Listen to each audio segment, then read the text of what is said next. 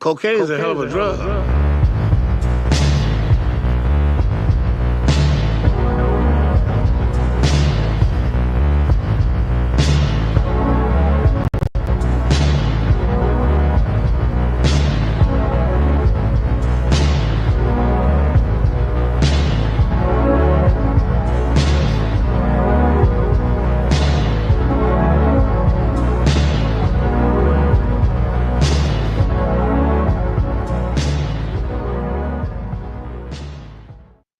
What's up, everyone?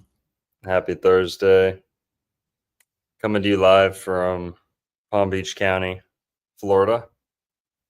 The Dancing Elephant, to be specific, Florida's #1 metaphysical, religious book and crystal store.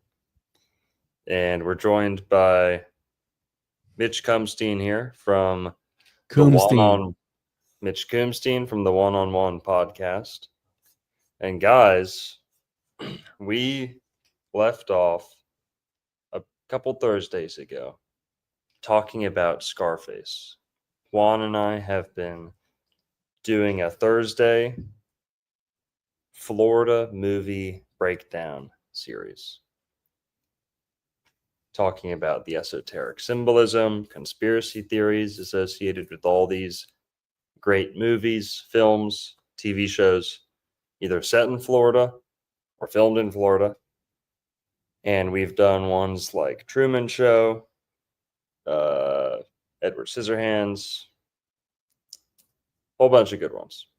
But Scarface was on that list too.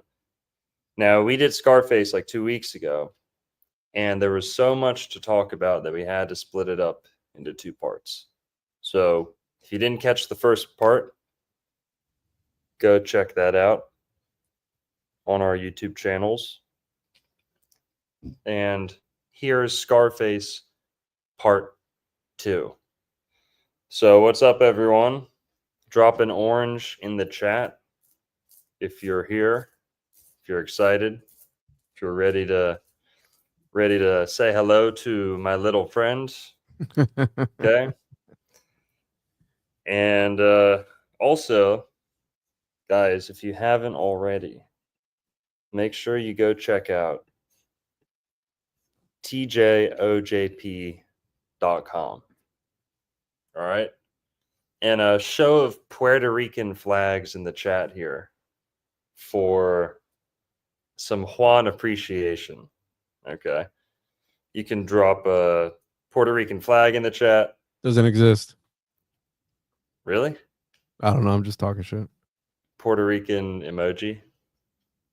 Let's see some Puerto Rican emojis in the flag. Yeah, there we go. Hell yeah. Or some bean emojis. Those are okay too. Some rice and bean emojis. But or the trash emoji. No, just kidding. Yeah, the trash can emoji. Yeah, the trash can emoji. Do the island palm tree. Yeah. And then trash emoji. That equals. It's a very nice trash island, but yeah, I told you it doesn't exist, you see? Damn, that is racist. I'm gonna write an email to Apple. If they can have a pregnant man on there, but they can't have the Puerto Rican flag, that's messed up, dude. Dude, yeah, try searching Jesus in the emojis. You search devil, you get like 10 results. You search Jesus, you get it's like because emojis are the new sigils, bro. Didn't you know right? that? They're all pulled out of the Solomonic magic. That's sigils, right? The Goetia. Speaking of which, I pulled something up. Check this out, bro. I make sure to am I coming through the right mic? Yes, I am. I pulled up the movie and the scene where he offs the Jewish corrupt cop and the kingpin, I guess. You know what time it happened at, bro? What time was it? Boom. Oh, move us over. Boom. 303 confirmed. At 3:00. This is directly when he shot the corrupt cop and the other guy. Damn. 3:03, baby. Whoa. Is that a Puerto Rican flag or a Cuban flag? That's a Cuban flag. Yeah. Colors are inverted. Okay, that makes sense. Yeah. Colors are inverted. Now It's I know. Miami, you know. Thank you. But yeah, Yeah. that is a Cuban flag. But yeah, I found it. I literally paused it right here. I was like, oh snap! Look at that perfect way, as old Henry Flagley would say, cocaine is a hell of a drug. And apparently, Al Pacino did so much of this. It was like a milk powder or something. He did so much of it in this movie that he had respiratory issues for the rest of his life.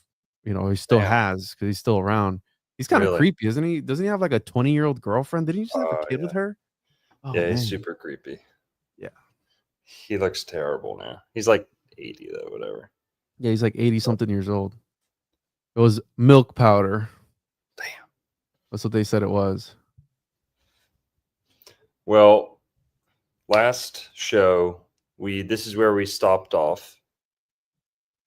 We stopped at the scene where Tony Montana gets revenge on his old boss who tried to set him up. And after he gets back at him, he takes his life, takes his house, his wife, his car, and like becomes him, becomes a better version of him, right? Eclipses him. And there's kind of something to this. What's the story my brother knows and told me about? It's like kind of a archetypal myth where there's a story about a magician or like a wizard in a forest who has like a sacred post, you know, like a long tradition of like a place that he's supposed to keep sacred and like watch over, right? And the way that you get this job is by offing the one that came before you. So when you do this job, you become, I forget what it is. Someone's going to know. It's like a common myth or common story. And I think it comes from like the Mediterranean, like Babylon. Really? So hold on. Yeah, it's like a wizard. It's like a wizard of an area who has like, he like presides over an area. And in order to get the job, you have to fight the previous one, who's probably older, a lot older than you. So the younger one comes and challenges him. That's how you get the job. And then you do it for so many years, and there are challengers. So if you beat the challenger, you keep the job, right? And if you're really tough, then they're not going to challenge you, right? But eventually someone will. So there's a word for that myth. I don't really know it, for that story. My brother told me about it. Is he in the chat? He might be. And this is definitely drawing on that. Kind of the way that, you know, it's not uncommon for people to kind of get competitive with their bosses or want to outdo them, take their spot. But Tony's going as far as to like seduce his wife before he takes over, you know, like he wants his life. He wants his wife. But this is the scene where Tony takes over.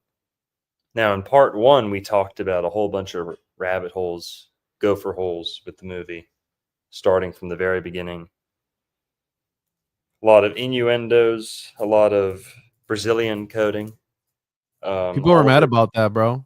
On the comments, some people were saying that they don't like us calling the Brazilians. That's why I say Jazillion. I try and say Jazillion. Yeah, they were a little angry about that. Some Brazilians were angry about that. Like, what are you talking about? Us Brazilians. I'm like, hey, dude, I don't make the rules, man. You know what I'm saying? Now, we talked about how the director, Oliver Stone, is currently a cabinet member. I think you can call him that. He's involved with the Trump cabinet. He's an advisor to President Trump. Let's just say that. So Oliver Stone, the director, or I don't know if he's the director. He's the creator of Scarface, right? His son is a very, very prominent conspiracy theory YouTuber or like a web show host. And he's had people like Santos Bonacci. He's had everyone on his show, right? Some people say he's a shill. Some people say he's a whatever. But if you've heard them two talk together, seems like they're pretty critical of the establishment. But you know, they're Trumpers. They like Trump. They're, from what I've heard recently, pretty anti-Israel, which is pretty cool. But because they are a Jezillian themselves. So you'll notice in this movie, and you know, Oliver Stone's been accused of being a self-loathing Jezillian. So, self-loathing Jezillian. Hope you catch on with that. I think everyone knows what we're talking about by now. But in his movies, you'll see references kind of, I guess he denigrates. Bro, this guy's been into some stuff, man. I'm looking at his wiki page. Yeah.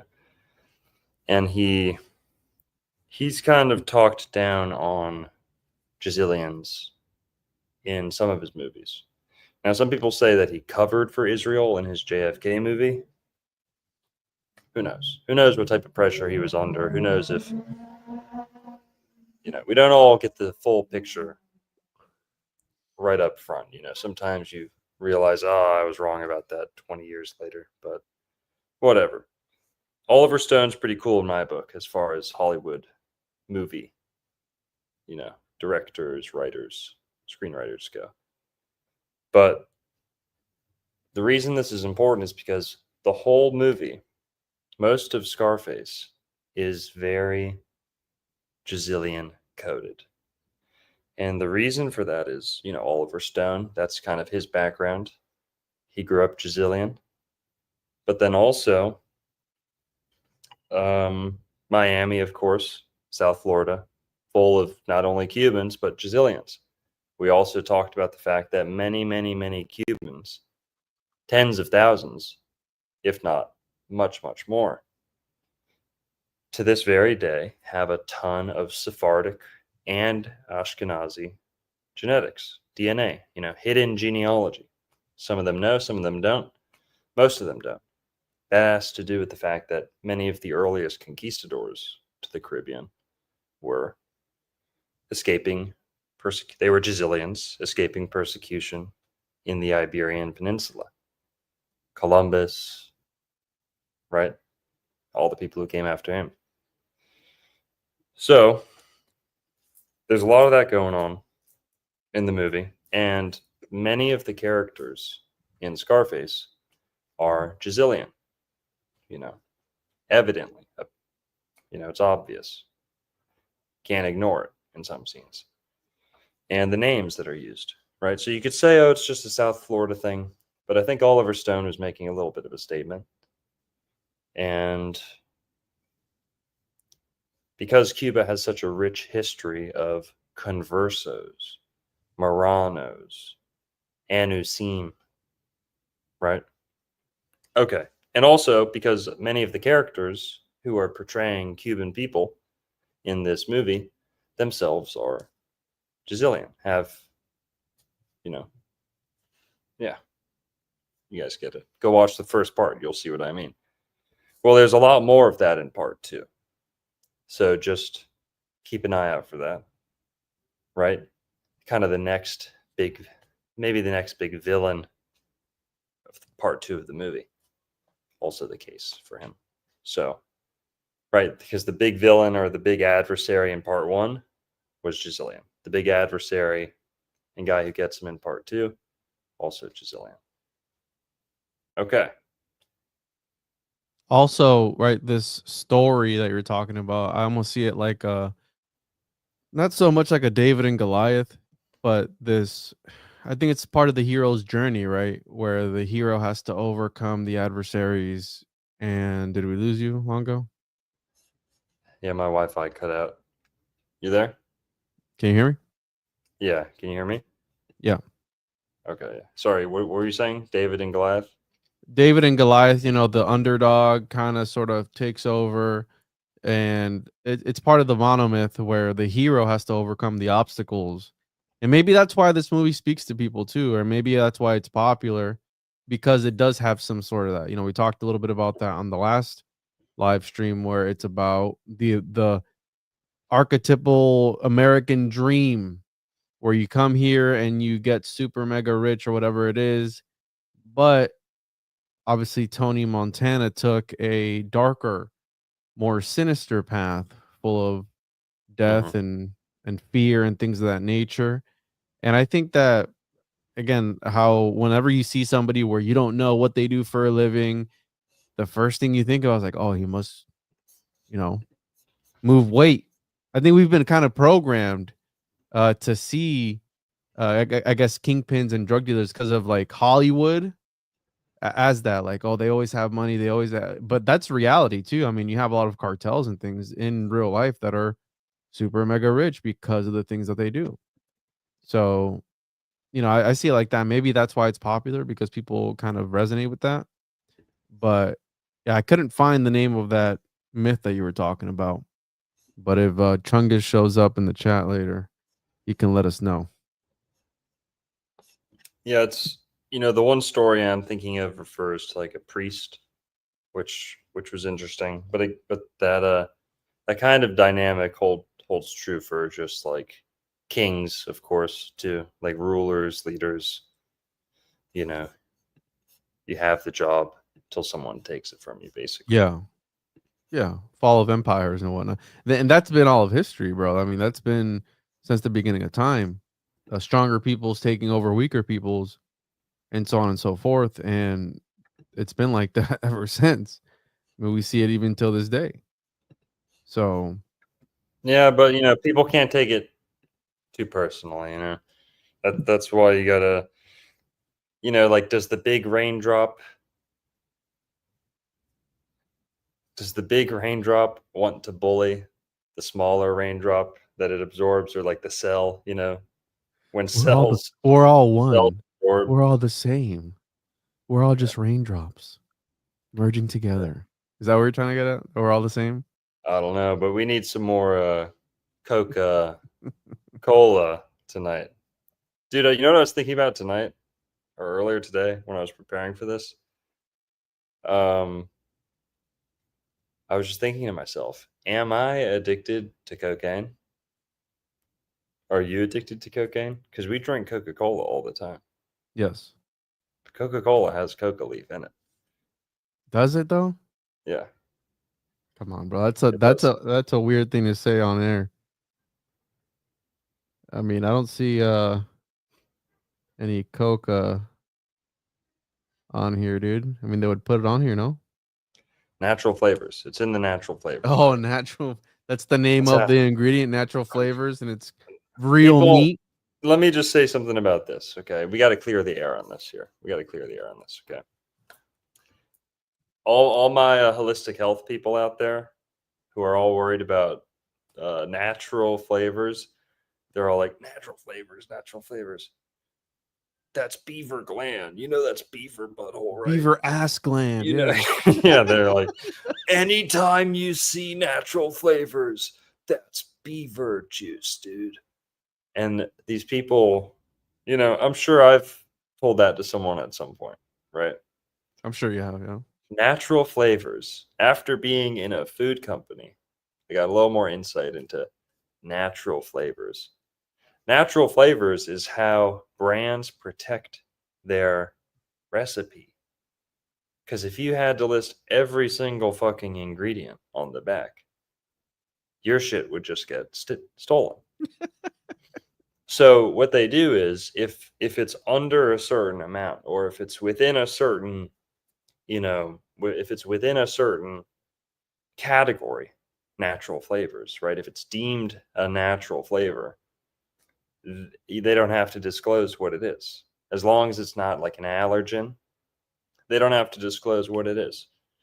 Now, the conspiracy is that's the beaver. You're cutting out, that there bro. is a beaver. You can't hear me?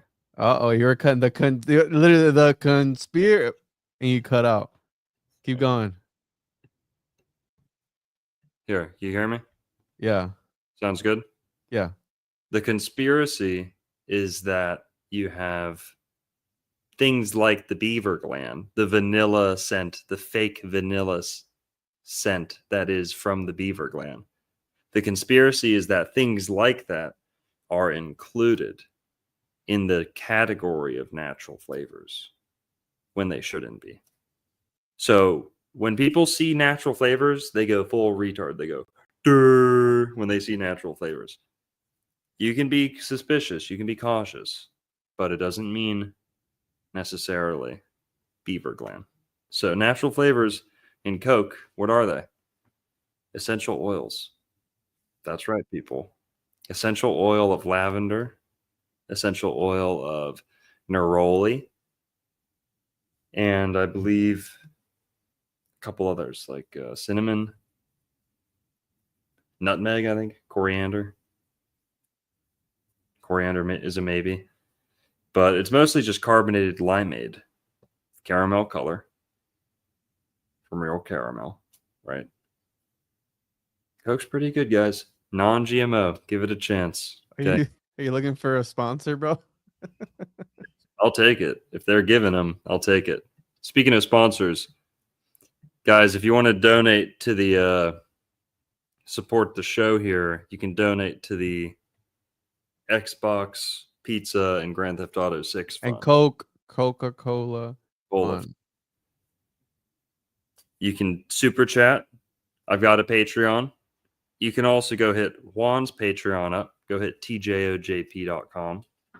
But we'll read off some of these tips here. Wyatt with the $9.99 support. Appreciate it. Nick and Tash, the $5 Australian dollars. Is that imaginary money? What is that? For real. Candy dollars. Monopoly money. Expensive toilet paper. That's what it is. I'm just kidding. No, just kidding. Thank you. Virtual reality witness, the $4.99. These two cats hosting this stream are as cool as the other side of the pillow. Hey. Hell yeah. It's high praise. Well, all right, guys.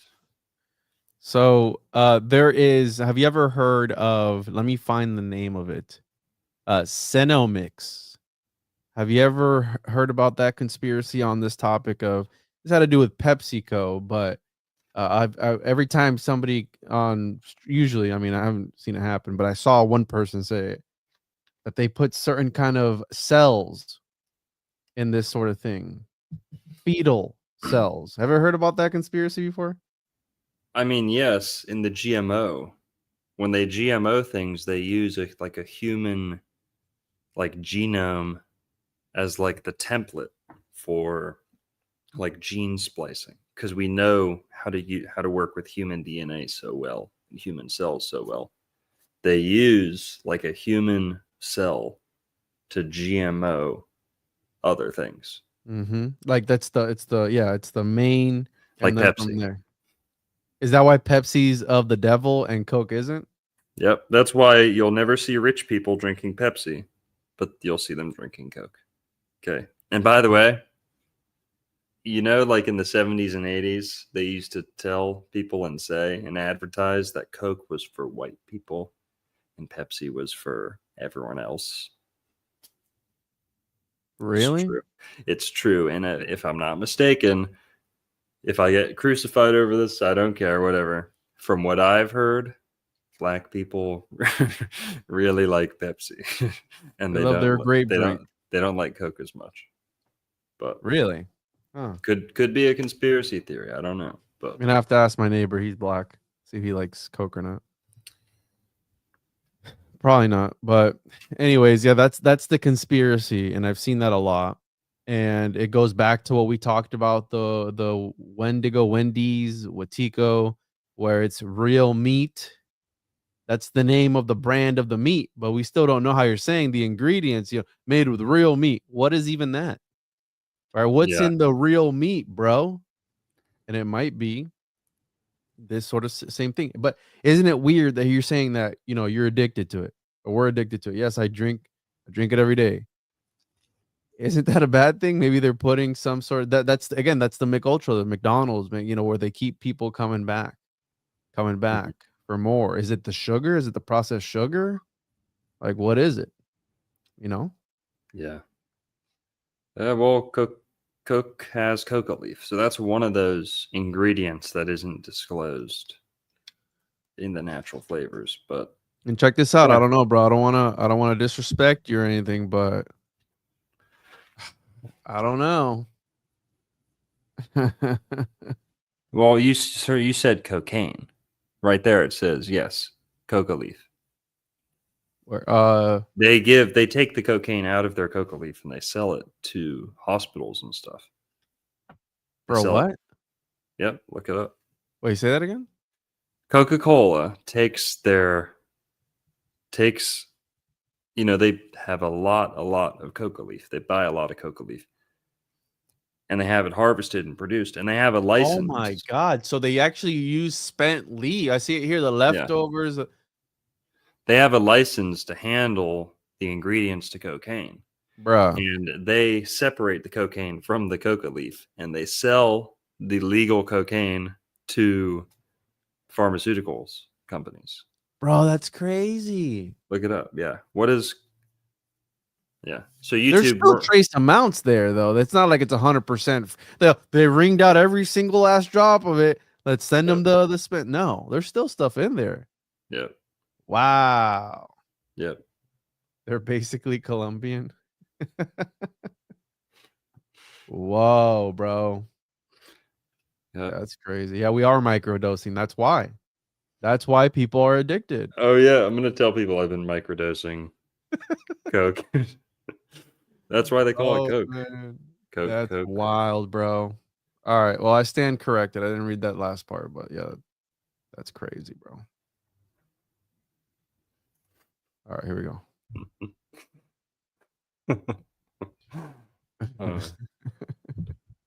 Hell yeah. If you don't like it, you can get out. Just teasing. That's what the doctor prescribed. But, well, let's pick up where the movie left off. We see him execute his previous boss. Then he executes the DEA agent, right? Or chief of police or whatever he is. And nobody thought Tony had the balls to do that, right? He didn't have the balls, right? He didn't think Tony had the balls to shoot him. He acted like didn't have a care in the world. Well, Tony gets rid of these guys. He hires his enemy's bodyguards, right? Pretty classy move. And then he goes and he wakes up his wife, the wife of his dead boss, who he just executed. Wakes her up and pretty much says, get your shit. You're mine now. Right? That's why people love this movie too. It's like that easy, you know. No dates. Guys, come on. Let's just fantasize for a sec. No dates, none of the texting bullshit. None of the what are you doing in 2 weeks? Living in the moment. Just here's my gun. He's dead. Get in the car. We're going. Come on, ladies. You know you like that. Come on, ladies. Check out that last comment. That's a good comment right there. That's crazy. I've been to that museum. Coca-Cola Atlanta? Yeah. Why did they choose Ocala, Florida? Ocala? Coke Ocala? Coca-Cola? Come on, hit the button, bro. What? Hit the button, bro. Come on. Sorry, wrong. Illuminati confirmed. The FBI is going to be coming soon, bro, if we keep exposing their secrets. Right? Got $1.99 from Virtual Reality Witness. I prefer Woodford Reserve. Neat. Is that Nothing beats that. Alcoholic drink? What is that? I don't know what that is. Woodford Reserve Neat. I mean, that's usually what they say. Reserve and Coke. So it's a drink. Yeah. It's a popular bourbon can be mixed with Coca-Cola for a classic, simple cocktail known as bourbon and Coke or whiskey and Coke. Yeah. Vehicular Alchemy with the 9.99. Hey, Sup, gents. Hope all is well. Been busy, but sending all love. Appreciate Yep. it. Thank you. I was just making sure they didn't show any titties on here when I pulled it up. D is yours. Oh, Capital D. All right. Well, anyways, it says the world is yours, and then from there on, he has this sort of epiphany. This is after reuniting with his with the woman that's going to be his wife, which was the former wife of the former kingpin. Yeah. And he looks outside his window and he sees a blimp or an airship.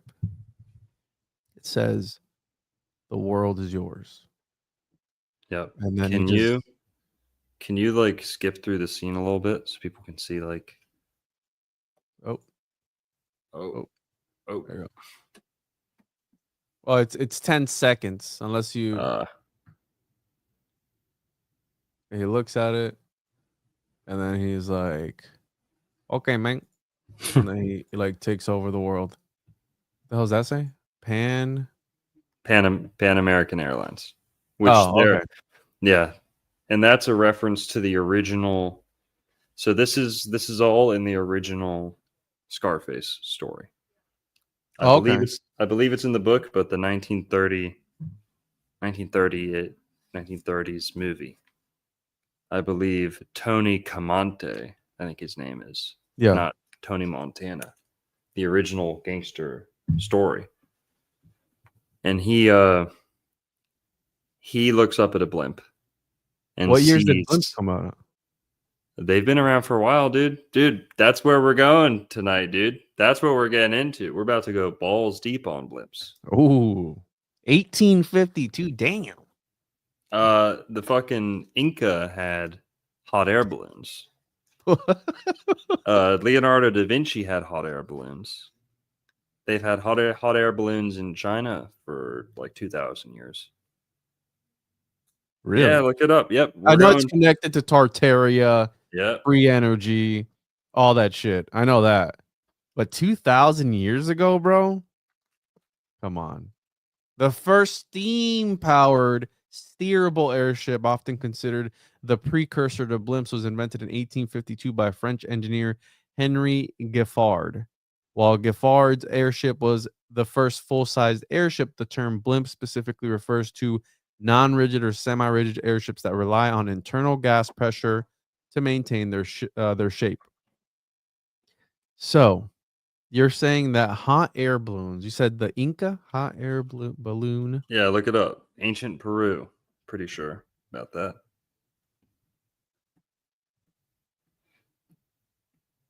Is that how they were able to draw was that the Nazca lines? Was that who did the Nazca lines? Yep, that's a good theory. Yep. Oh, I see something here. Let me pull it up. They were made of like animal skins. Yep, those are them. Whoa, that's wild. 1,500 years ago, dude. Yep. That's crazy. Let's break down the blimps, the airship conspiracy. A lot of people know about the Tartaria movement and the butt plug. Look at that. Yep. Airships. Go ahead. This is 1783 flight of Montgolfier hot air balloon. So the Montgolfier brothers didn't manage to build a man-carrying balloon until 1783, but the flight, dude, this is crazy, man. To be honest, like this is wild. Can you imagine the first guy, being the first guy to be like, I'm gonna make that's essentially flesh. I'm gonna take this flesh and make a balloon out of it. And I want to go in it to fly in the air. Who thinks of that? Can you imagine being the first guy to do that and getting that idea of like, I'm going to go float in the sky with this piece of flapping flesh, as you're going over. That's wild, man. I didn't know it went back that far. It's more compelling now if you're gonna get into the blimp and the airship conspiracy. Now it makes more sense. Yep. Yeah, and also, as far as airships in America, Florida was the capital of airship activity in America. Now, passenger airships, they probably, in terms of people, they probably did a lot more in like New York and Chicago and stuff like that. Because, Florida didn't really get developed until like 100 years ago. But before Florida was even developed, full of airships. America's #1 airship port for a time, Skyport, was in Opelika, Florida. Opelika, Florida, just outside Miami. And that was started by a guy named Glenn Curtis. Glenn Curtis was a competitor to, thank you, Juan. So yeah, we could talk, there's so many, ways to approach the whole airship thing, but one that I've covered a lot on my channel is this guy, Glenn Curtis. There's an entire city just outside Miami, a suburb of Miami, called Opelika, Florida. The whole city is designed in like Muslim, Arabic, Moorish architecture. And they tell us, the history books tell us that Glenn Curtis, this guy who used to be a motorcycle rider, he was like the Evel Knievel of his time, kind of. He was one of the first guys to ever slap a gasoline engine onto many, many different vehicles. So, for example, he didn't have anything to do with inventing the airship, but he is credited with adapting the airship to gasoline, largely. And kind of his role in the whole new century was to get devices, machines, vehicles that people were using for decades that were already, often steam powered, electricity powered, right? Cleaner energy, more renewable, more like free energy if you want to go real Tartaria. His job was pretty much, there's a motorcycle that's electric. Let's convert it to gasoline. There's a hovercraft that's like steam powered. Let's convert it to gasoline. There's an electric car in 1910, right? Electric cars in 1910, they don't like to talk about that. Because guys like Glenn Curtis were adapting them to gasoline. So he's I think most famous for competing with the Wright brothers and building airplanes, building gasoline-powered airplanes. He's also famous for breaking a lot of land speed records as a motorcycle rider. On the east coast of Florida, near Ormond Beach, Daytona, Daytona's the racing capital of the world because of how flat its beaches are. And its natural beaches are so flat that you can take a motorcycle and go 150 miles an hour on the beaches. No potholes, no cracks, no nothing. No hills, no dunes. It's like perfect, flat, like a track. Wasn't there a conspiracy that he stole some information from the Wright brothers, was it? Can you correct me on that? No, you're right. So he got started, like everything he touched, he got famous for. And maybe I'm just jealous. Maybe this guy's as great as they say. Maybe this guy's like the new Leonardo da Vinci. Okay. But I know that he was caught up in a lot of scandals. And one of those was one of the earliest scandals that the Smithsonian was ever involved in. So Glenn Curtis, while he was competing with the Wright brothers to kind of invent the first flight-worthy, long-distance self-propelled airplane, while he was competing with them, Did we lose you? he conspired with members of the Smithsonian institution, I forget. Smithsonian Institution. But he conspired with, I forget the guy's name, but he was a leader, like higher up in the Smithsonian. They conspired to steal kind of, what would the word be? I don't know if it was a patent. I think it was just like a achievement. Like, I was the first to do this. It wasn't the first airplane flight. It was something else. Like bragging rights, like the recognition for it versus. Yeah. It was something. It wasn't the first flight. Oh, right here, the patent dispute. Yeah. Okay, it was a patent. I was wrong. It was over a patent.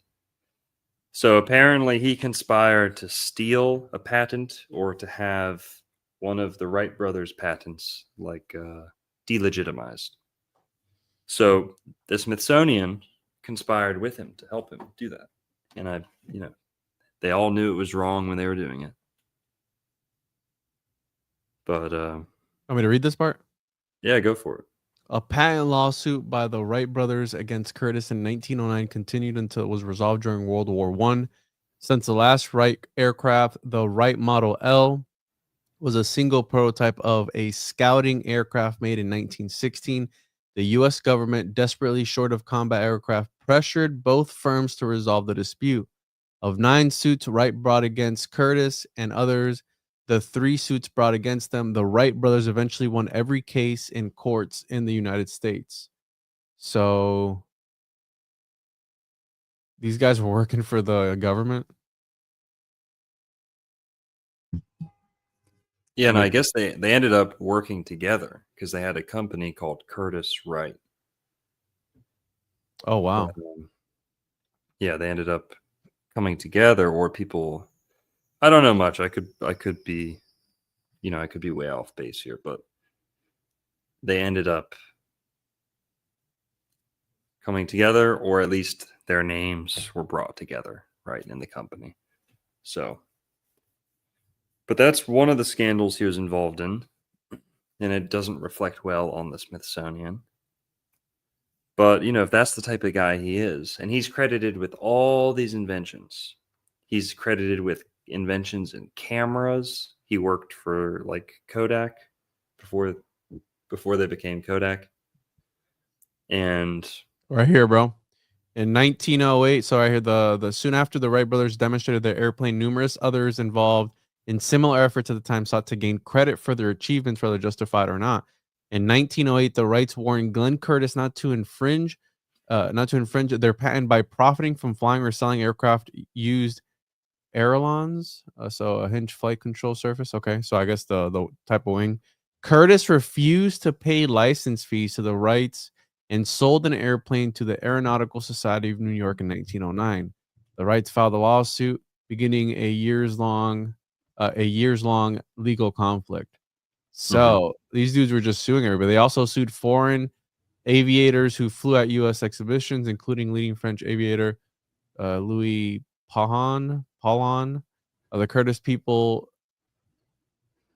derivatively, how the hell you say that? Derisively. Derisively. I don't see the word. Oh, sorry. We're blocking it. Suggested that if someone jumped in the air and waved his arms, the Wrights would sue. So these guys were kind of known for that. Yeah. Huh. Interesting. But, that's not the only scandal Curtis was involved in. When he, just look at the trajectory of this guy's life. He was pretty young when he died. I don't think he was older than 50. Find out how old he was when he died. 52. 52. Yeah, young guy. And guess what? If my memory serves me correct, he died either in court or immediately after court. So he was involved in like another dispute, and he died very suddenly after court or in court. He co-developed the city of Hialeah with James Bright and developed the cities of Opa-locka and Miami Springs, where he built a family home, known variously as Miami Springs Villas House. So it's an actual place, or it is still around, I guess. Historic home. The Glenn Curtis House, after years of despair and frequent vandalism, is being refurbished to serve as a museum in his honor. Frequent hunting trips into the Florida Everglades led to his final invention, the Adams Motor Bungalow, a forerunner of the modern recreational vehicle trailer, named after his business partner and half-brother G. Carl Adams. So fifth wheel trailer. Yeah, I remember shitting on him a ton in YouTube videos, and then realizing he like invented the RV, and like and I was like van lifing. Yeah, the Aero car, right? That's the one that's like all metal. Is that the one that, or is that the Streamline? He also invented quote unquote invented or developed a hovercraft. Ooh, like hovercraft, that went over water. Like an airboat, which would make sense if he's in Florida, right? So Curtis, this is a controversies. Curtis, working with the head of the Smithsonian Institute, Charles Walcott, sought the head. Oh, the head of the Smithsonian. The head, bro, is a conspiracy. Yeah. Whoa. Like a legit conspiracy. Sought to discredit the rights and rehabilitate the reputation of Samuel Langley, a former head of the Smithsonian who failed in his attempt at powered flight. Oh, so it was like my boy did it first. You're not going to get the credit. Powered flight. Secretly, Curtis extensively modified Langley's 1903 Aerodome, then demonstrated in 1914 that it could fly. In turn, the Smithsonian endorsed the false statement that Professor Samuel P. Langley had actually designed and built the first man-carrying flying machine capable of sustained flight. Walcott ordered the plane modified by Curtis to be returned to its original 1903 condition before going on display at the Smithsonian to cover up the deception. In 1928, the Smithsonian Board of Regents reversed its position and acknowledged that the Wright brothers deserved the credit for the first. Dude, that's crazy. That's wild, man. Like, there was a legit conspiracy because his boy before him had created it, and then they modified it back before putting it on display. Yeah. That's wild. So he suffered an attack of appendicitis, which actually I've had that. Really? I got mine taken out. Yeah. Damn. Yeah. Complications. So he died on July 23rd, 1930 in Buffalo, New York, of complications from an appendectomy.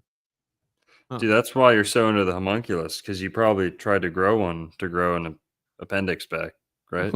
No, I didn't. Yeah, I did. I almost died actually from it. They said that if I would have been an hour later, I would have been dead. So I wouldn't even be here. Yeah, that's what they told me when they took out my wisdom teeth. What? No, just kidding.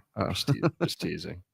Yeah, but I did almost die from it because mine actually mine ended up rupturing, and I was like in the early stages of septic shock, because essentially you really shit into your bloodstream. Oof. And you go septic and then you just die. Oh. So I was in the early stages of that, but they got me, unfortunately. And I'm here today.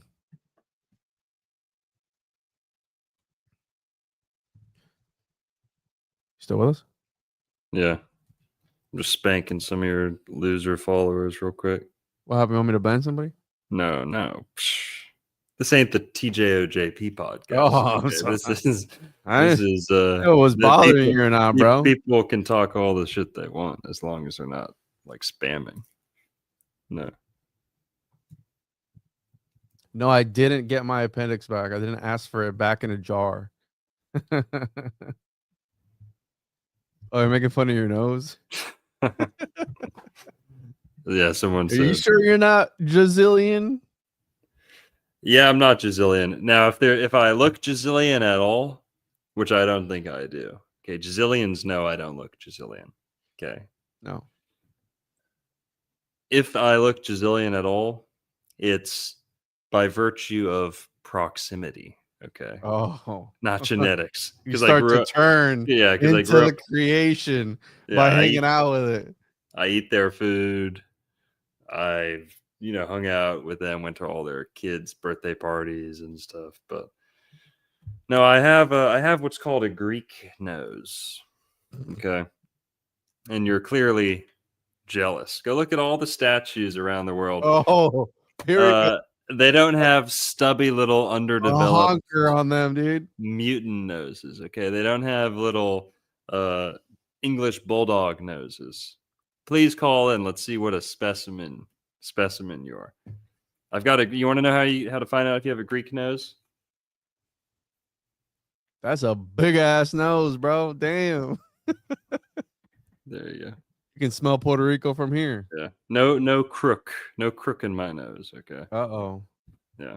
Well, I mean, it makes sense. A lot of people, when they get their nose reconstructed, they usually want like a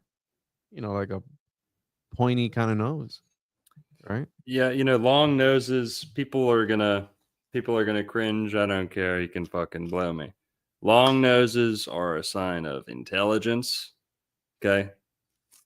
They're a sign of wisdom. How about wide noses? What does that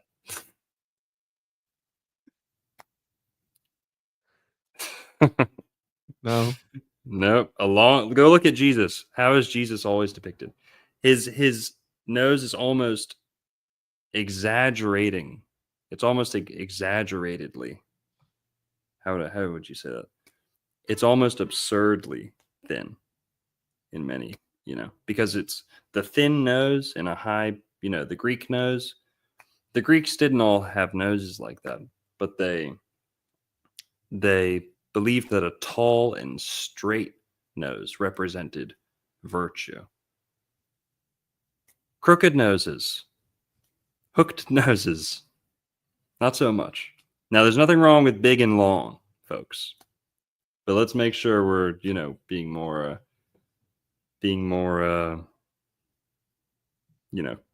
critical than just saying, "Oh, that's long, that's big, whatever." Fucking blow me. You're jealous. You got a stubby little snub nose. All right, with that aside, let's get back to the the movie. Back to the show here. Speaking of noses, we're talking about cocaine, and Hey, it's all relevant, folks. But oh yeah, we were on the blimps, bro. We got the Aztec meat flap blimp that they was that Aztec or Inca? I'm sorry, Inca. You were gonna get into the history of blimps, and then we got into the old Glenn Curtis conspiracy with him in Florida, which he's an important figure in Florida history. Yes, he is. Yeah, Glenn Curtis.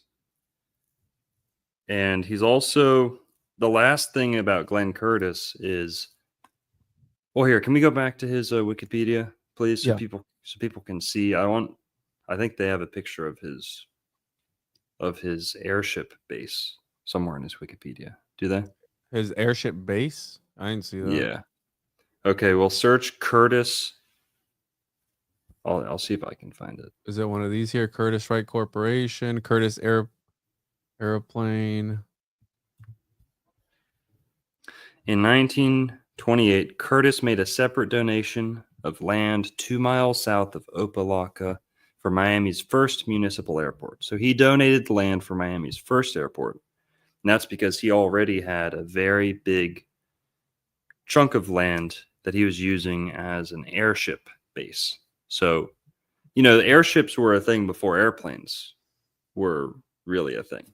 Airship technology was kind of at its peak before Curtis started adapting them to gasoline, right? Because once they're using dirty things like gasoline, then they're loud, they're noisy, way more dangerous. Well, and that's when people were like, oh, the airships are too dangerous, not worth it, because you're getting like the same mileage out of a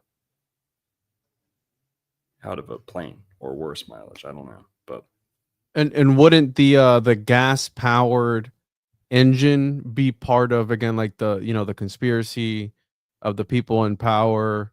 You have big oil in there. This is a time where, again, John D. Rockefeller was, one of the wealthiest men alive. So that, and everything from then on became petroleum, right? Petroleum based. Yep. These oil, the oil stuff, the oil wars that we've, Yep. yeah, and we've all fought over. That's why Daytona became what it is. Why? Because John D. Rockefeller moved there in 1914 to Ormond Beach, just next to Daytona. So Ormond is where they would race on the beach, and Daytona too. But when they started building tracks inland, like racetracks, they put the big one in Daytona. So everyone knows Daytona. People kind of forgot about Ormond. John D. Rockefeller lived the last portion of his life at Ormond. He died there. He collapsed dead there. Mm-hmm. I've been to that house. There's a basement there. Not many basements in Florida, right? Just like his house. I don't know. Go watch my video on Jekyll Island. He had a house. He had a basement at his house in Jekyll Island too, but he wanted the whole world hooked on petroleum. Now, God let him do it, because at the end of the day, John D. Rockefeller saved the whales. He liberated the whales from human subjugation. The world was dependent on whale oil and whale blubber up until we became hooked on petroleum. So, God kind of let him do it. I guess. Does it make it okay though? No, but change happens. Time goes on. The old villain has to die. There has to be a new one. And the way that industry was being developed, the way that population was exploding around the world, we couldn't have kept on going and harvesting whales like that. A whale lives like 100 years, 300 years. We still haven't even came close to recovering from that mass kill-off of whales around the world that ended when petroleum took over from whale. Whales were the first animal God created in the story of Genesis? Yeah, I think they say that. The animals in the seas. No. It says God created whales and other, like, it specifically says whales.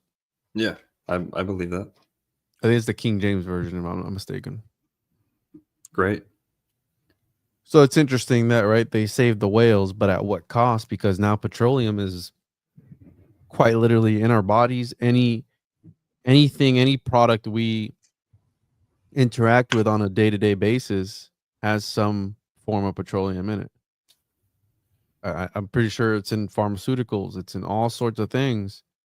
And I mean, it might not be in good old can of Coke, but it's like they took over the world. Yeah, they saved the whales, but at what expense? You know what I'm saying? All right, what are we looking at here?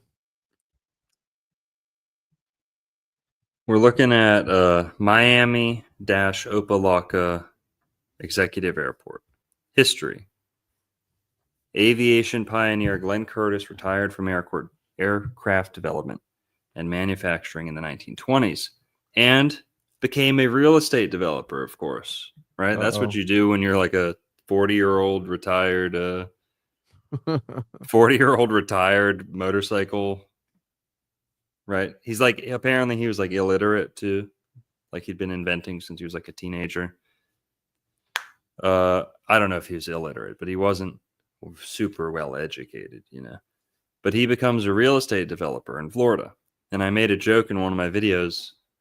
That's what everyone does when they get disgraced and like exposed in some other place. He just moved to Florida, switch careers, switch industries, and you get a fresh clean slate. So he moves to Opelika. It's interesting to note he founded Hialeah, Opelika, and I think Miami Springs. Is that right? Or Miami Garden, I think. Miami Gardens. Yeah. Same shit. Another neighborhood. So 3 suburbs of Miami. And the 2 of them, he chose Indian names. So he chose Indian names for Opelika, Opatisha Wakalaka. It's going to be my rapper name. And then he chose Hialeah, which you could read in Hebrew too. Hialeah has the same meaning in the native languages as Hebrew. A high place, like heaven in the sky, or ascent, like rising up. But yeah. And so he makes this airport. He dumps a bunch of money into this airport, moved the Florida Aviation Camp from Hialeah to a parcel west of Opelika. This small airfield was surrounded by the Opelika golf course. He liked to golf too. I believe he golfed with Native Americans. He would golf with the Seminole Indians. Let me see if I can find that. Like to golf with the Seminole Indians and then picks like a Native American name? You think he was tapping into some sort of indigenous power or something? Maybe that area does that area have any mounds or anything? Yes. Oh, and dude, I've got this crazy story.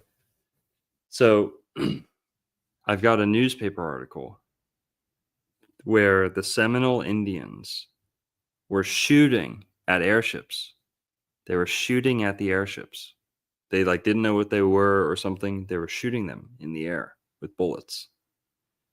And they found out that it was the Seminoles doing it. So they invited the Seminoles onto a trip, onto a flight in the airship. And they went, and they have all these videos of it. And it was Glenn Curtis who was behind this. What does it say there about the Goodyear blimp?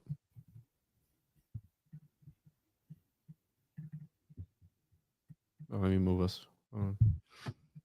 Yeah, well, the following year, the Goodyear blimp started operating out of this hangar. So why are we talking about this?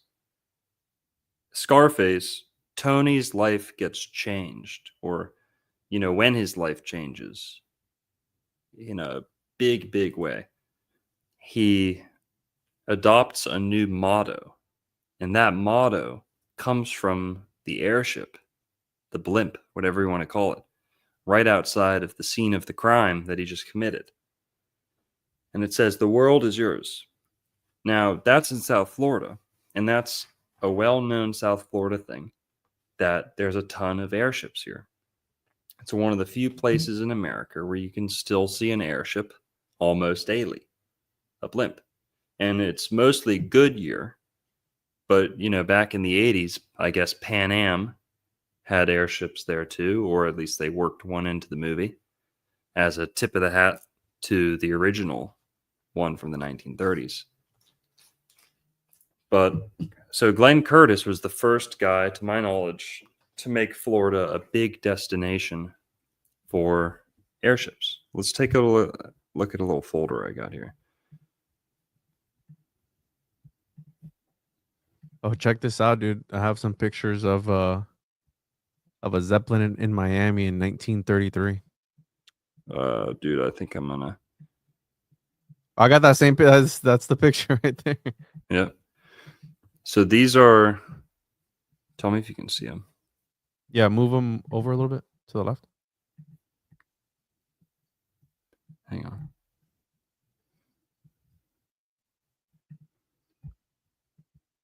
I said the actual thing on the screen.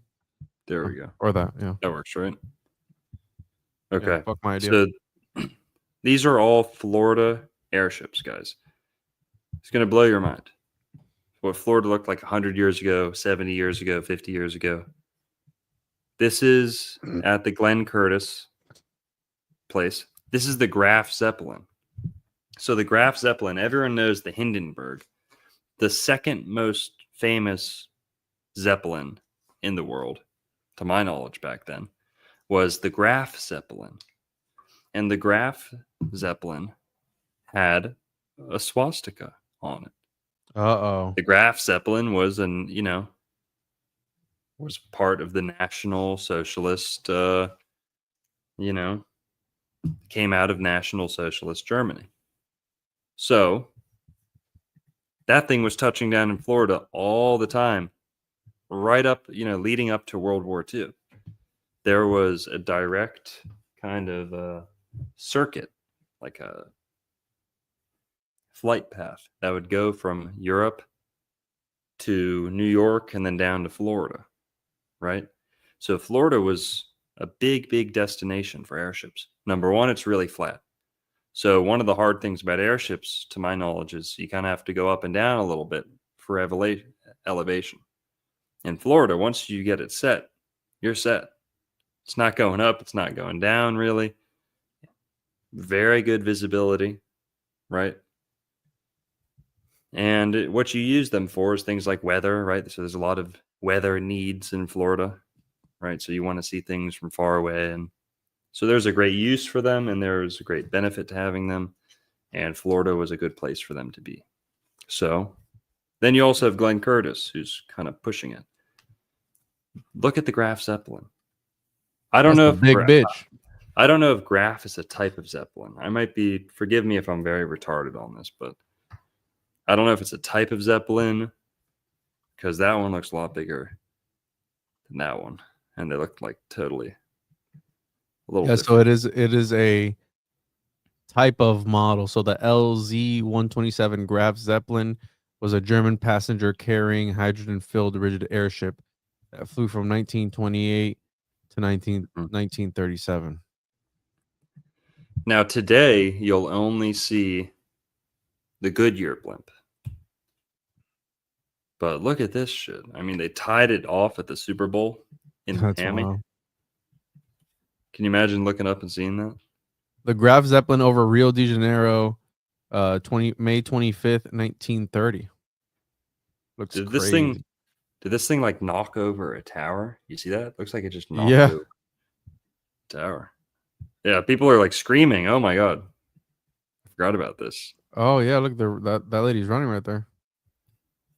Let's look that up. Super Bowl, Miami. What year is that? Super Bowl X. Super Bowl X, Miami airship crash. So the Black Sunday was the wildest South Florida Super Bowl. Oh, dude, it did. It crashed into the Orange Bowl. Damn. So this is a disaster flick showed Goodyear blimp crashing into Orange Bowl. Black Sunday was the wildest South Florida Super Bowl that never happened. That's a fake picture? Hold on, dude. That's from a movie. So the 1970s were a time of bell-bottom disco music, but there was one movie that epitomized quintessential silver screen cheese, and it was the dud that, of course, featured Miami. Everyone remembers Black Sunday, but how about the one where the blimp crashes into the Orange Bowl? In the 1977 movie, dealt with a plot to blow up the Goodyear blimp over a Steelers Cowboys Super Bowl, and starred Robert Shaw, the captain, who was eaten in Jaws, Bruce Dern, and former Miami Dolphins owner Joe Robbie. The film itself may have been the actual bomb. So it's from a movie, bro. You're showing fake news there. It's fake news. It's fake news. It was like a set. Yeah, it was a movie. Huh. Interesting. We should review that movie. It's called Black Sunday. Yeah, I didn't know that. I think I was just searching like Look. Zeppelin, Florida pictures. Here, let me pull my screen up real quick so you can see it. So Black Sunday. Look at the cover. Oh, true. Yeah, that's the cover. Right there. We got, bro. What's it about? Go up again. It's about blowing up the blimp, the Goodyear blimp. Hell yeah. So operatives. Uh-oh. Palestinian terrorist group. I wasn't gonna say it, What? but sure, yeah. Dude, okay, we are going Oh, look ham at that. on this. Uh-oh. Dude, we're going ham on this movie. Is this in Florida? Yeah, it's got to be. Or at Well, least it was filmed. partially set. Yeah. There you go, another movie. Uh-oh. Why it's important to do your research, people. Find stuff like that. Yeah, we'll do that movie. It's about a conspiracy to blow up the blimp.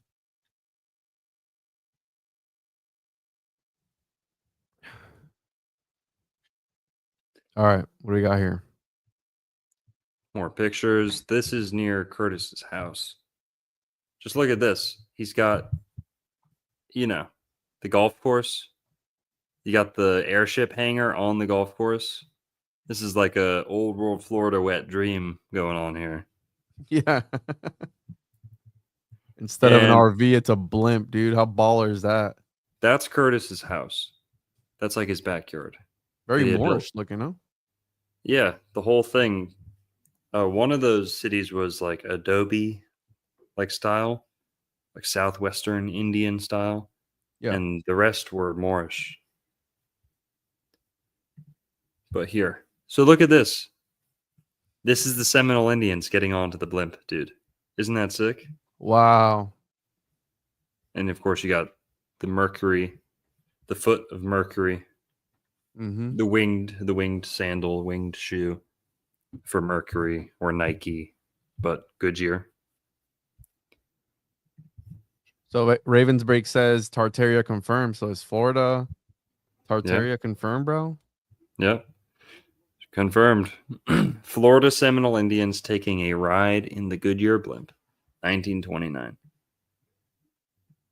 And I've got the story on it over here somewhere. Is that his house? This is Opelika. This is like the city hall of Opelika. So Wow. the one of the last kind of scandals, I guess you could call it, or mix-ups, fuck-ups, was Glenn Curtis left his whole life behind. Granted he was disgraced. Leaves his whole life behind, moves to Florida, becomes a real estate developer, develops these 3 suburbs out of thin air, right? Just like swampland, pretty much before that. Builds all these airships, is bringing all these airships in, doing all these inventions, building submarines and fucking hovercrafts and shit, and RVs, right? But all these houses he's making, he's dumping money into this. He's taking all this money from investors and he's building these big planned cities where all the houses are themed. All the houses are matching the same style. Edward Scissorhands style. Here's more of Opelika. Is this building still around? Yes, it is. I got a video there. Yeah. Oh. There's a couple more of Opelika. But he plans these 3 cities, has them built. They're 90% done. And then in 1926 or 28, a hurricane comes, or 1929, one of those years, probably every year, but a big, big, big hurricane comes and just destroys all of it. So there's 10 or so buildings still standing from back then, the original designs that you see on screen. Mm-hmm. But almost everything else got destroyed. So he had to, Yep. Watch my video on that. Yeah. Yep. And look at this. Look at that. That's Look how wild big looking, that fucking thing is, dude. Yeah. Do you have any pictures of them building those things? I don't know. This is a big, big conspiracy. It's a look big at part. go back real quick. Look at those people standing, I think, next to one of the wings of it, the bottom part of it. Yeah, the rudder or something. Those are kids, yeah. Right, On because the they always beach. show these places, but they don't ever show pictures of them building it, right? That's always missing. And it's like you have the technology to build this big thing, but you don't have at least paint it or something, you know what I'm saying? Yeah. Look at that. Walking down the street. Newport Richey, Florida. That's a little chode one. Yeah. That's a little Juanito right there. That's what they call that model. Look at this. This hangar floated on a barge. Pensacola. Boy Scouts about to have the night of their lives on an airship. Poor guys. Miami. There's just a balloon.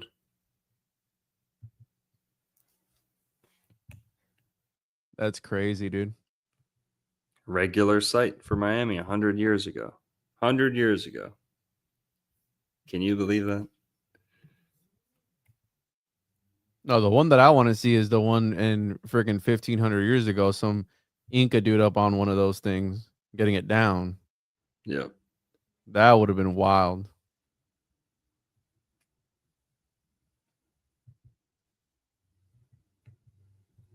Crazy. Which is the one that crashed? You know which one I'm talking about? Like Hindenburg. So, what did he say? The humanity or something like that. It's like crashing down, and I think that was like one of the last times they ever flew one. Yeah. It's not safe, which is interesting because they're kind of doing that now with planes, right? Where all these planes are having issues, and people are like, they don't want you to go flying, dude, because something's gonna happen. Mm-hmm. So again, propaganda. So here, this is what I wanted to read. Seminole leaders view Everglades from air as passengers aboard dirigible. The outstanding event of the Christmas holidays, for which Seminole Indians from all parts of the Everglades gathered in Miami, was the flight in the Goodyear dirigible Defender, which was taken by 5 of the leaders of the tribe. Left, above, the Indians are shown gathering around the dirigible as preparations are made for the flight. More than 130 of the tribe were present at the airship dock to watch the start of the flight. Yeah, okay, but what's the story? They've got the story somewhere. It's crazy. They were shooting at the airships, and they said, okay, let's just bring them up into one so that they know what it is, so that they'll stop shooting at them. They thought they were like cargo cult. Yeah, they thought they were like sky gods. You know, they thought they were like, yeah. And why'd that guy have the swastika on his? What was the whole deal? Because they were part of World War II. Why? Say it again. Why do you have the swastika on there? Because the Graf Zeppelin was German in the 1930s, so almost everything German had a it's like American vehicles, might have an American flag on them. All right, but yeah, and Florida was pretty sympathetic to some of those sentiments. Believe it or not, a lot of Floridians. And after World War II started, they caught a bunch of German saboteurs behind enemy lines, like our lines. There were submarines that they found in Florida through both World Wars, and they would catch German like assassins and spies in Florida all the time during World War II. But so yeah, that's everything. Big, rich history of airships in Florida. Now, you guys might think that's it, right? Surely there can't be like hours and hours worth of airship content. Well, can you look up Lou Pearlman, please? Lou Pearlman? Lou Pearlman. Yeah. This fucking guy? That specimen? Yep, click on him. Yep. Hell yeah, let's get into it. Scale more.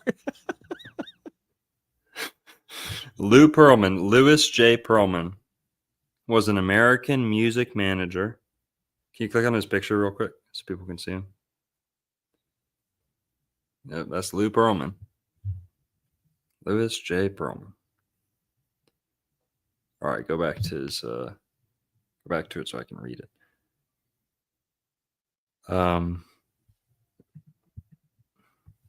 Louis J. Pearlman was an American music manager and scam artist. He was the person behind many successful 1990s boy bands, having formed and funded the Backstreet Boys and a whole bunch of others.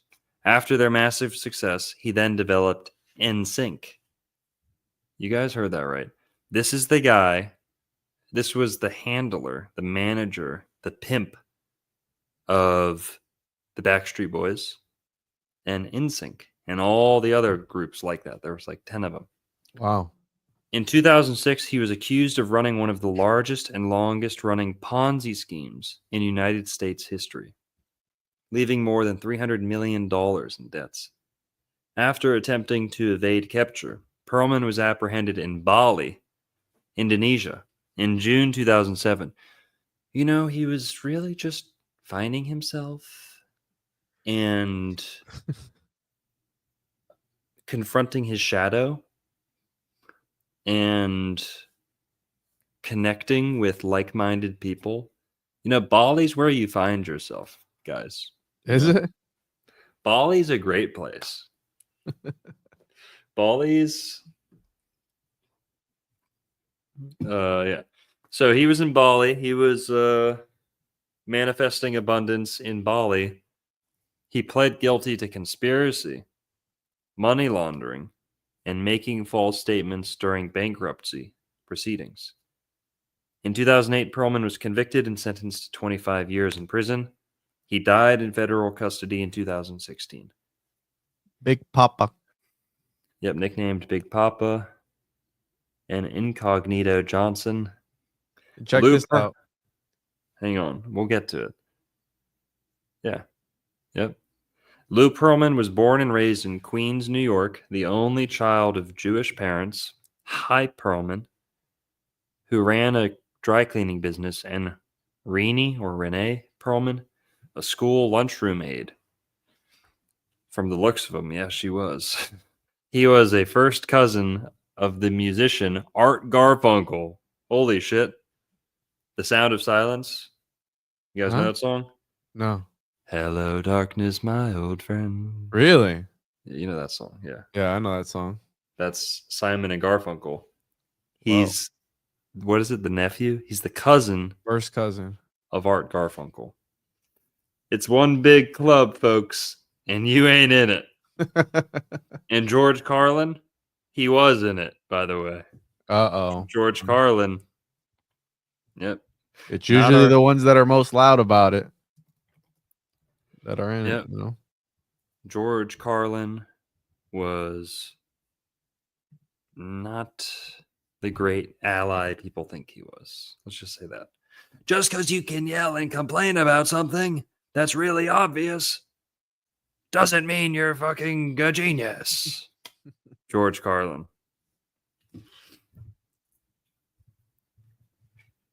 George Carlin was never a big fan of him. Never liked him. It's like, if that's what it takes to get your attention, like a dude screaming his ass off, nah. Lou Pearlman's home at Mitchell Gardens Apartments was located across from Flushing Airport, where he and childhood friend Alan Gross would watch blimps take off and land. Now, this is where it gets creepy, Mitch. Because Lou Pearlman, he's known, today he's known as the boy band guy. He's the guy who created the boy band industry, or really pioneered it, developed it. But up until then, he was known as the Airship guy. He was the man, the guy to talk to for airships, blimps. He was the guy who rented them to all these other companies for events. And if you wanted an airship in the 80s, that's who you talk to. So let's see. Where did they get the airship? He sold airships, bro. Yep. Let me check. If I had to put money on it, The Backstreet Boys. That's a pretty big name. so Pan American Airlines. I don't know. I don't know how we'd figure that out, but that's what he did. He would sell his airships and rent them out to Hollywood. You know, they're going to make a movie. They need an airship. They need an airship for a commercial. People want to advertise on his airships. That's what they were really for, too. You know, advertising. That's what he did. So before the whole boy band thing and during the whole boy band thing, he was an airship mogul. You know, that's how he made all his money. That's how he made all his big connections. And Bro, so is this true? Well, this is AI. This is an AI breakdown, so just keep that in mind. Lou Pearlman, the founder of Airship International, was that him? yeah, that's him. What are the odds, dude? What are the odds? You see how weird this is? People who have no business working with airships. I don't know. What the I don't know. fuck? But here's what's crazy. There's a chance that the airship used in the movie Scarface is one of his. I'm not going to say I know that for sure. I don't know. But there's a chance. That's all I'm saying. There's a chance. Now, what I do know is that he was active in the 80s. That's when he was really big with the airships. And we also know that him, Lou Pearlman, trust me, Oliver Stone knows who Lou Pearlman is. I can guarantee you that. Okay. Unless you were living under a rock in the 80s, you know, or in the 90s, you know who Lou Pearlman is.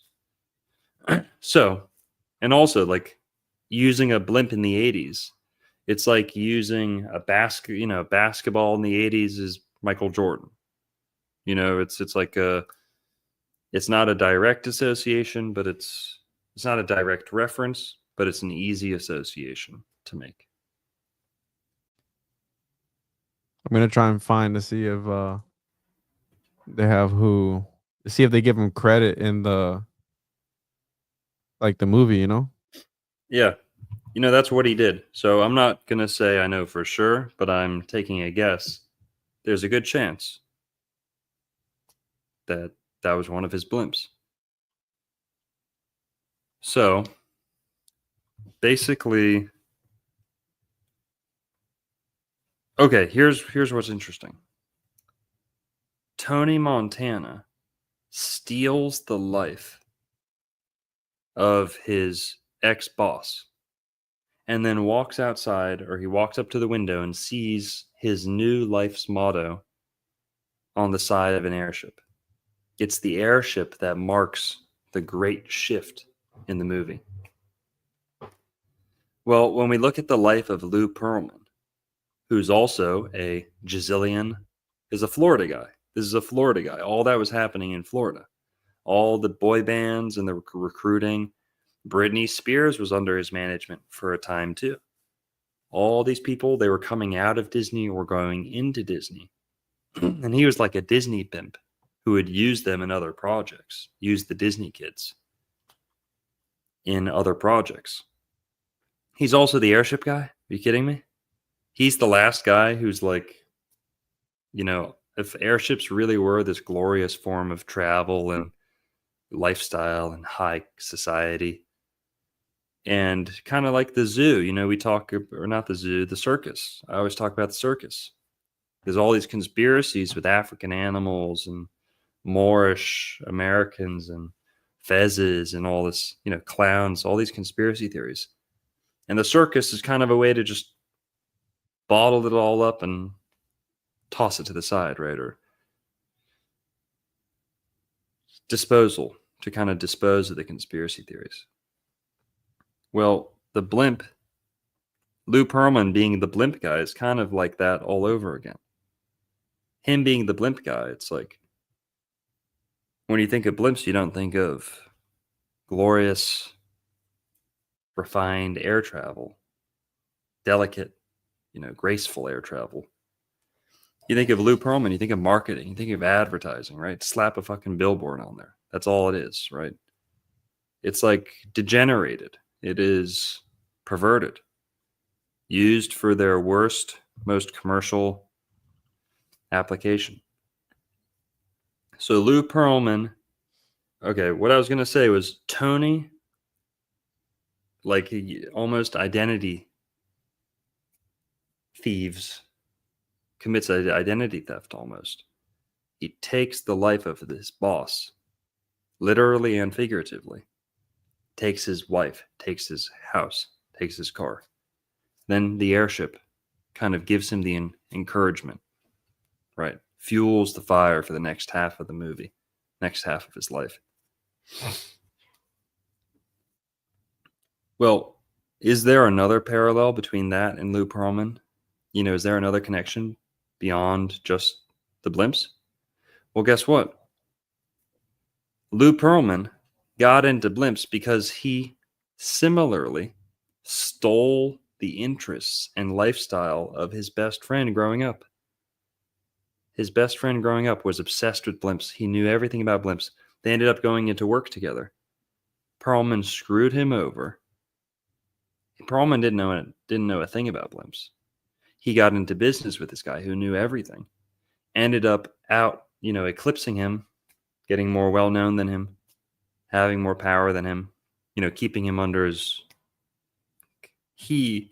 This guy took Lou under his wing, you could say, and then he screwed him over. Well, sorry, there's two characters. There's two people. So growing up, he had a friend who was really into blimps and airships. He stole his interests. He didn't have a personality of his own. So he adopted his best friends and ran with it. Then he had another guy who, when he got into the industry, was helping him out, teaching him and doing all the hard work for him, the legwork. Lou ends up screwing that guy over too. So a little bit of a parallel there with, Tony Montana and Lou Pearlman, as far as envy, coveting others, right? Things like that. Yeah, I couldn't find who owned it. The AI even said that one of the drug lords in the movie owned it, which would have been interesting. Which could have been the guy who sent the hit on him, I guess.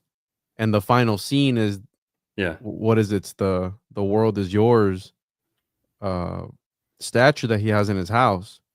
Mm-hmm. So it might have been that, but I couldn't confirm that with the wiki page. But yeah, I mean, dude, it'd be wild if it was his company that supplied that blimp. Mm-hmm. But I can't find anything. I can't confirm it. Very easily could have been. Would have been someone like Lou Pearlman, who rents his blimps out to Hollywood, just like his company that rents tigers and lions out for movies. When you need that stuff, there's only so many people who can provide them. Very specialized, yeah. And so that's the blimp. I mean, hey, there's 3/4 of the show just talking about blimps right there, but it's important. And the whole airship conspiracy, we can't really do the whole theory justice on this show, but go look it up. Tartaria, airships, blimps, Empire State Building, These airships, they used to dock at the top of buildings. That's why they're so... People act like, oh, why would they do blimps? They go so slow, so stupid. Well, number one, it's graceful. So, you're not going to rocket into the ground going 500 miles an hour because the captain fell asleep or something, or something like that. Captain had a heart attack. You have to land an airplane. It's so dangerous. You have to get it so fast just to get up off the ground. It's using speed to fly instead of actual, density, right? So much force. It's forcing itself into the air. right? It's like raping the sky, right? We could say. There you go. Uh, Have you ever been well, on a blimp before? I don't know if I have been. Or a hot If, air balloon? if no, not a hot air balloon, but there's a good chance that I went on the Goodyear blimp when I was a kid. I just don't remember it. But my grandpa would always want to take us on the blimp. I don't remember if we ever did.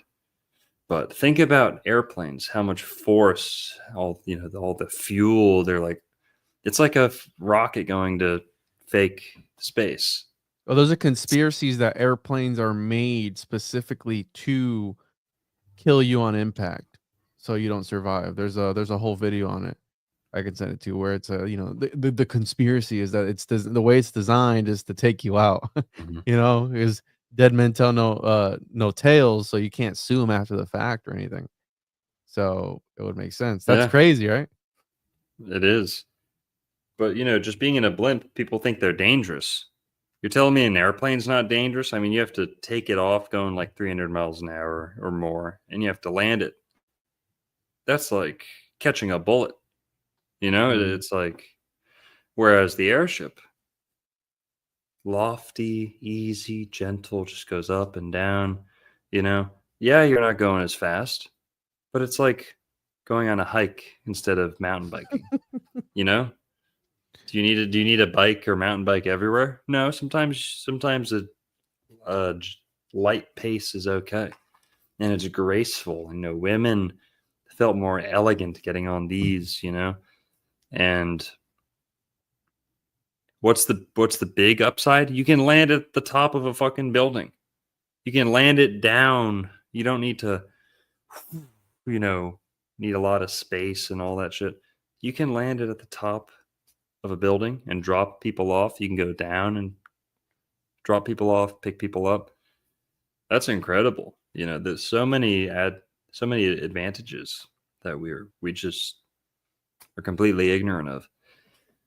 So at the very least, they robbed us of a very cool form of travel. Very relaxing, very high class. Who agrees?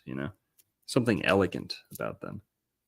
So whatever. But Lou Pearlman got his sweaty claws, sweaty Sausage fingers. yeah. Basically, he became the number one Florida airship guy. And they reference airships in Scarface. So we had to bring him up. We had to bring Glenn Curtis up. But what else is there? The Lou Pearlman guy with the boy bands. Which is kind of Yeah. creepy, right? We can segue this into the next topic on the line there, because right, boy bands, the whole Nickelodeon scandal popped off. They did a documentary on it recently, and all the things that they were doing to those kids. Boy bands, kind of sort of the same thing. I mean, look at Britney Spears nowadays, bro. She's not okay. Dude, he's the Diddy of his time. Well, that's what I'm saying. Like, there's these Yeah. characters always that pop up that they're put. What's the other one? Is it Weinstein, whatever, which is connected to the other guy. What's his name? The guy that directed the movie, Oliver Stone. Oliver Stone. He's also been accused of some stuff, groping a woman and stuff like that. So written by Oliver Stone, and he also said some comments about the that thing that happened in World War II. Kind of sympathizing there. I don't know if flat out denying it, but he has been accused. And in this movie, there is that scene right here. So there are allegations against, this is Oliver Stone, 2017, alleged, walked past me and grabbed my titty as he waltzed out the front door of a party. Oh, sorry, Playboy model. How dare someone treat you like that? Right. Well, they're not asking for it if they're dressed that way. All right. No, we condemn that behavior. We totally condemn that behavior. I guess he was part of Weinstein's company. We condemn that because your nasty ass fucking moose titties aren't even worth touching. Bitch, be quiet. You're lucky you got some attention. No, okay, I'm sorry. I shouldn't. Again, in I'm 1991, getting carried away. he was accused by Melissa Gilbert. So again, it's in that line, right? The diddler line. Same guys, same people, Hollywood, media, entertainment, blah blah blah. And in the movie, there's the weird part, which is interesting because Al Pacino, when we covered Devil's Advocate, what was one of the main things in that movie towards the end, where he wanted the sister and the brother, which was Keanu Reeves, Al Pacino. Al Pacino to conceive essentially the Antichrist, I'm guessing. And in this movie, his sister kind of, towards the end, she was off her rocker, right? Because he had just killed the man that she loved. He was obviously on a. Can you overdose on coke? Can you? Yes, you can. It's hard to do, but yeah. Usually people die of bad coke. Well, again, towards the end of the movie, he was doing mountains of this stuff. He thought he was on top of the world. He thought he was a god, right? So towards the end of the movie, his sister kind of, tells him, like, I think she said, "Do you want to fuck me?" or something like that. Yeah. And then that's when I think she ends up shooting him, doesn't she? Yeah, she shoots him in the thigh. And Tony shoots his best friend because they got married behind his back. And his last name was Bauer. We talked about that in part 1. She's got a Jufro, so she's got a perm. So that's not really fully explained, but there's a theory that Tony Soprano is Jewish. That is a theory. Yep. That he's hiding it or doesn't know it himself, but he's surrounded by them the whole movie. So just skip to there's only like 2 more scenes we should really talk about. If you go to the part where he's counting money and he gets backstabbed, or he gets with the recording with the clock. Yeah, it gets set up. Let's see that, and then we can see the final scene where his sister talks to him and the whole shootout. But yeah, so Tony gets set up. He gets recommended this guy to help him wash his money. And the guy's name, it's like Hedelman or like Fiedelman, like Feidelman or something like that. It's like Heidelman. And, Oliver Stone knows what he's doing. He calls him Heidelman. See if you can see the name. Do you have a... Yeah, I'm gonna pull up the cast. Yeah. Yeah, his name's like Heidelman or something, or Heidelberg. It's it's like impossible to miss, right? And that's the guy that backstabs him or sets him up, right? So Oliver Stone had to have a reason to make both of his greatest adversaries have, either last names or like a Hebrew necklace or things like that. It's very overt. So that's one thing we just got to note is there's a whole lot more you can dive into, but they count the money a bunch of times. He has over $1 million on the table, gets caught with it, set up. Seidelbaum? No. Yeah, no, that could be right. That's right. Seidelbaum. Yeah. Seidelbaum. I don't know how to say it. Seidelbaum. Oh, right here. This guy right here. Seidelbaum. Seidelbaum. This guy. Yeah. That's him right there. Yeah. Seidelbaum. So that guy sets him up. Tony gets in trouble, and then in order to get out of trouble, his bosses, his suppliers, ask him to assassinate someone to assassinate someone in front of the UN or the EU building.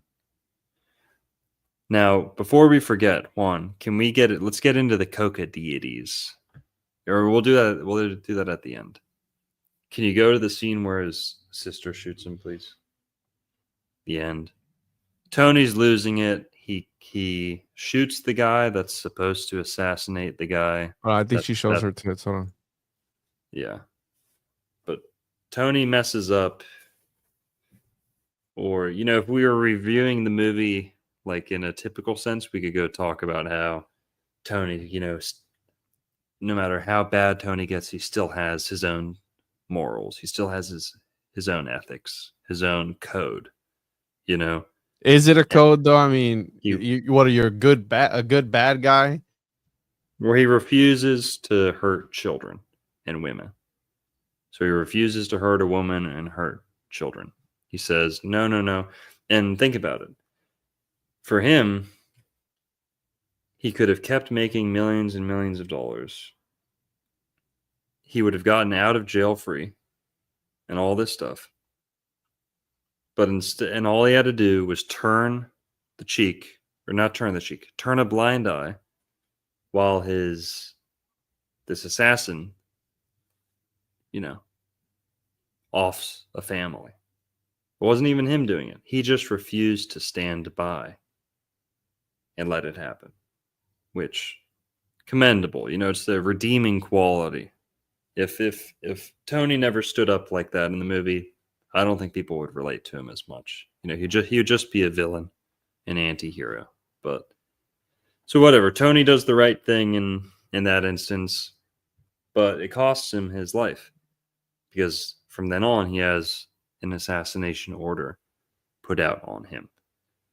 Now, he mentioned that Tony, as this is going on, as he has all these people coming out to get him, his sister goes missing and his partner goes missing, the one with the Khazarian last name. And he catches them together, like hopping out of bed together, and he shoots his best friend partner. And Gina, his sister, is, hysterical. He brings her back to the house, and now all the sicarios are coming for him. Now all the assassins are coming for him. And he's got his sister in the house. And his sister, out of nowhere, as all the assassins are closing in, right, coming close to the final shootout here, his sister comes in, surprises him with a gun, and tries to almost seduce him because she is like, oh, you won't let me date anyone. You won't let anyone touch me because you want me for yourself, don't you, Tony? And Tony's like, how do you do? What the fuck, man? What the fuck you fucking saying to me, man? What you think she was being sarcastic though? What, you fucking high, man? She's I don't know. It's weird. Spiteful, they make the camera and the scene, they make it very glittery and it glows. And Tony's doing so much coke that they're filming the movie as if he's getting higher and higher and he's closer to an overdose. And it's very sparkly and colorful and fuzzy, right? The frame looks very fuzzy, warm when she comes in. So it's hard to tell if he's super fucking just blasted out of his mind and he's hallucinating it. But yeah, she comes in, she shoots him in the leg. She's shooting, kind of making him dance with the gun, kind of. She ends up getting shot by one of the assassins. Then we have the famous shootout that happens. My dad would quote this millions of times in my childhood. And Juan, I don't know if you realize this, but did you catch the homunculus reference? No. In this scene, you didn't catch it. This is the most famous homunculus movie in the whole world. You didn't catch it? Is it My Little Friend? Yep. Say hello to my little friend. That should be your fucking new channel motto, dude. You gotta, you gotta sample that. You gotta put that in the soundboard. Say hello to my little friend. Wasn't that an improvised line too? Like, didn't he improvise that? I don't know. Tell me if you know. I don't know if he. I want to say he did. Because let's see here. An iconic line. It's memorable quote often used in pop culture. It's not usually used as an I could have swore he had gone off script a little bit. He was like kind of sort of doing his own thing. And I may be wrong though. I don't know. It wouldn't surprise me because it's, why would a Cuban guy say that? But No, he didn't improvise it. The line was written in the script and was delivered by Pacino as directed. So I might have heard something else was improvised, for the movie. Because I watched a few like video essays and stuff about the movie, and they usually tell you like Easter eggs and things of that nature. And I might have gotten mixed up with something else. mm-hmm. But yeah, this is the scene where the guy comes from behind him, and boom, and then the movie ends with the this guy shoots him, and then we have the the final scene. Yep, you see the motto there, the slogan there one last time, the world is yours. So going kind of full circle back to the blimp, right? Tony's kind of met his end, just like he ended his previous boss, who probably had a similar meteoric rise to success and, financial freedom and the hot chicks and the drugs. So, yeah, dog eat dog, right? And what else is there? The blimps. Oh, the incest. You want to bring up that Wikipedia or? Yeah, I saw there's a thing called the sister complex, and it would make sense where he was, obsessed with his sister. And we kind of connected it already to the devil's advocate. But a sister complex, a state of strong attachment and obsession to one sister or sisters. The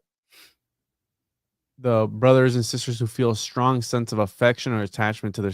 So, it's okay to love your siblings. I'm not saying don't love your sibling, your sister, or anything like that. When it starts to get weird, that's when it's weird. You know what I'm saying? Like, you can love your mom and your sisters and anybody else, but when it starts to get sexual, and it was obviously sexual in this movie when she came out, but maybe she was, I think she was probably being sarcastic, right? Because of what he had done. I don't know, bro. Go down. Is there does this bring up any mythology? It didn't seem like they grew up together, right? Because it seemed like he was very distant for most of their lives, and when they were reunited, she's like, "Oh, I thought I would never see you again." Mm-hmm. So they kind of don't really know each other, and then he's like weirdly overprotective of her. Yeah, after the fact. He says the last time I saw you, you were like this, like you were a tiny little kid. He calls her beautiful and stuff like that. But it's very interesting that in Devil's Advocate, which comes a little bit after this movie, right? That's like 1990-ish. Mm-hmm. After this movie, we kind of see like a development of this dynamic where Al Pacino is now the dad. He's Satan in The Devil's Advocate. Also filmed and set in Florida, the movie Devil's Advocate. Lots of parallels between Devil's Advocate and Scarface, right? Kind of,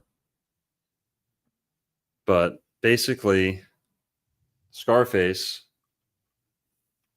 Oh, at the end of Devil's Advocate, like Juan said, Al Pacino's character is trying to persuade Keanu Reeves' character to make love and have a baby with his own sister.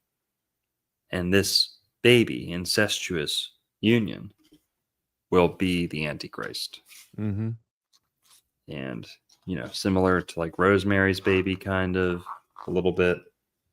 Just a weird connection is all, right? Like, yeah. It's and probably then, it's probably a pretty common fetish among Hollywood execs is the whole sister brother sister thing, because what do we see in Star Wars? Right? yes, Star Wars and Game of Thrones. Lots of incest.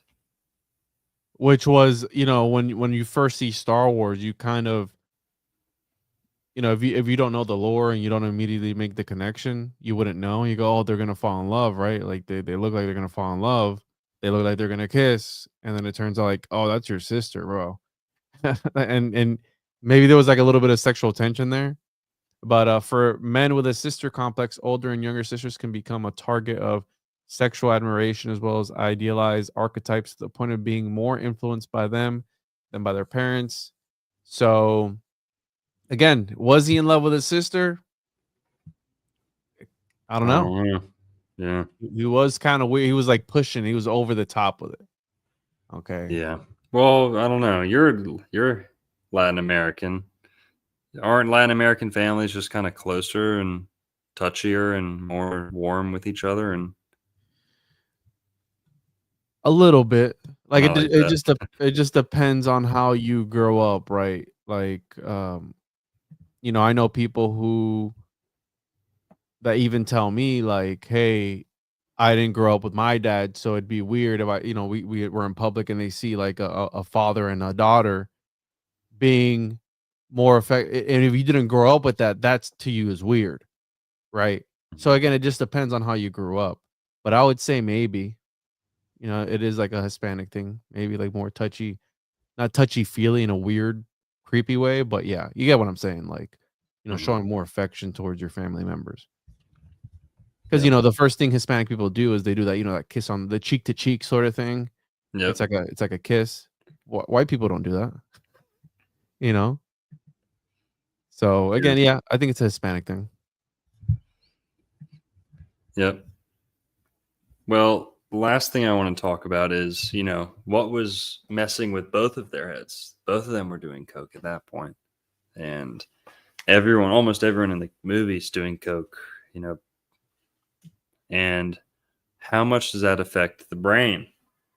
And, the whole discussion between pharmakia, poisons, potions, and things that we call chemical imbalances, things like that, we reduce to kind of scientific terms today, and we explain them scientifically. In ancient times, 300 years ago, they attributed influences like this to deities, to gods. If you got drunk, you were with Dionysus. If you got high, you were with Shiva, right? You're communing with Shiva. If you're smoking cannabis and weeds in the Bible too, you could say God, but pick your poison. There's a deity associated with it. Al Ghul, alcohol, comes from Al Ghul, right? Like this Arabic devil spirit. Cocaine has its own deities. And to my knowledge, there's 2 deities or 3 associated with coca. Inti, who is the sun god of the Inca, who's maybe not, I don't know Inca mythology that well, but Inti, can you look this up, Juan, please? Inti. Inti is a sun god. Yeah, and he's credited with a lot of things, so he's not only a coca person, coca deity. But Inti is credited with creating coca. And then I believe, like Juan just showed, Mama Coca is the deity, specific deity for the coca leaf. Yeah, make sure your safe search is on when you're searching Mama Coca, okay? Yeah. But Yeah, that's I might. Yeah, let me put the results. Then there's a third that I know of, who is Pachamama or Pachamama. Punch your mama. Variations of that. Excuse me. But yeah, that's those are the Coca deities. Let's look at their Wikipedias, see if we can. I'm trying to. Viracocha is also on there. Did you say that one? No, I didn't know that. Which is like one- Viracocha. Yeah, Viracocha. There we go. I make sure I don't pull anything up. So there's another aspect of worship that does not involve the priest, but rather the people and go because they believe they were descended from the sun. More specifically, the ruling class were descended from the sun and connected to people to that holiness. This led every member of the Inca society traveled. They were doing so as a symbol of Inti and their nation, which led to the need to be holy to enter certain cities and even travel at all within the empire. The items offered in worship to Inti for which there is archaeological evidence include simple prayers, food, coca leaves, and woven cloth, as well as animals, blood, and human beings. They got that real meat. Damn. That real meat there, bro. Never frozen, always fresh. Always fresh. And these dudes were into some heinous stuff. What's that one movie by what's that movie? Mel Gibson? Yes. Apocalypto. Yeah. Oof, that's crazy. Number one, I'm a mind reader. Number two, you're Latin American and you don't even know the difference between Inca and Aztec or Maya. I'm Puerto Rican. Okay. South American. All right. So we're on the same level. Apocalypto is Maya. Yeah, no, I'm just saying that whole, Okay, you're right. They're wild, like they're crazy. Like there's a ritual that they do where they would skin the daughter of like the enemy tribe and wear her skin, and then they would have like orgies as the dude is wearing the skin of the daughter of the for like days. Like that, bro, that's demonic. Like what was happening with these people? Or is that propaganda? Like all the stuff that we hear about, is that propaganda? Right? Or do you think that they were actually as heinous as some of these depictions say? Dude, the whole world was a bloody orgy bloodbath. Like ritualistic sacrifice, blood magic, all of it to the max. Okay. That's what everyone on Earth was doing until Jesus came to planet Earth and liberated most of the world from that. Now, it didn't happen all at once. Spiritually, it did happen all at once. But in terms of rooting that nasty satanic practice out, human, animal, child sacrifice, all that, yes. Did the Inca and Maya and Aztec have some good cities and maybe some people who didn't do any sacrifice? I'm sure they did. But this is a disease, a mind virus, a plague of sin. Not getting rid of sin. This is the sin. Sacrifice is the sin. It's like taking out a loan to pay off another loan. It doesn't work. It's nastiness. It's also, this is the crux of the adrenochrome industry, is how do you get the blood? How is it so terrified? Why, sacrifice. Anything scarier than knowing you're going to die, knowing you're going to be ripped apart, seeing people around you. But okay. So the whole world was suffering. I'm Irish. The Irish did this shit too. No one's hands are clean in this, The Irish committed human sacrifices. The Germans did. Native Americans, you betcha. You betcha. Now, did the Spanish probably maybe exaggerate a lot of this to justify their own atrocities? I'm sure they did. People are nasty. People are terrible. Men who left all their women back in their home country and travel the whole ocean to go meet another country where they have a ton of good-looking women and the men are not as well armed as them. Yeah, you're going to get a lot of bad personality and behavior out of those people, out of those men, those conquistadors. So, but the whole world's a sloppy, ugly, violent place. Always has been. They had to wear the Jesus. skin for 20 days, bro. Whoa. It would have been smell. You imagine the smell on the 20th Oh, day of dude. And I want to say that the spunk soaked. when the dude would wear the chick's skin, he was a chick. So therefore, it's not gay, but it's magic. Right? So You're right, yeah. So he use your imagination. I mean, of course. I'm not making this up. Like, this is literally like the thing. Like, after having the heart cut out, the body was carefully flayed to produce a nearly whole skin, which was worn by the priest for 20 days during the fertility rituals that followed the sacrifice.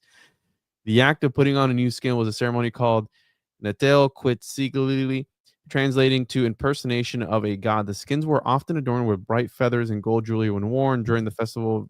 Victorious warriors wearing flayed skins carried out mock skirmishes throughout. Yikes, dude. Yeah. Well, yeah, the Spanish didn't make all this stuff. I mean, you can't make all this stuff up. Like you think about it, this is such a wild concept.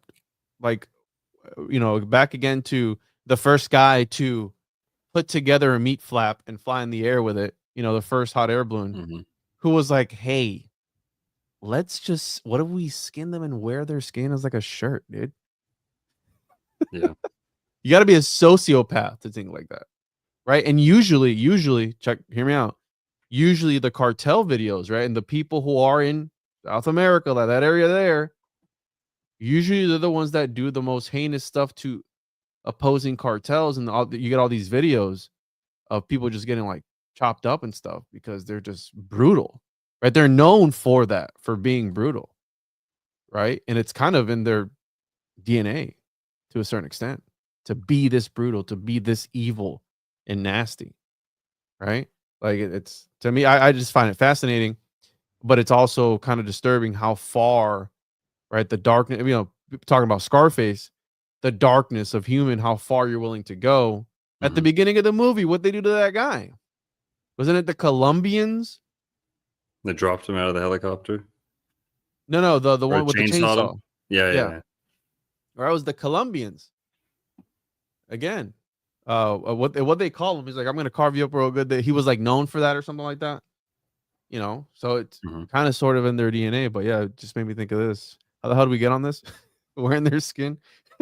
Cocaine messing with your brain, like Yes. drug-induced states being associated with goddesses and deities in ancient times. So yeah.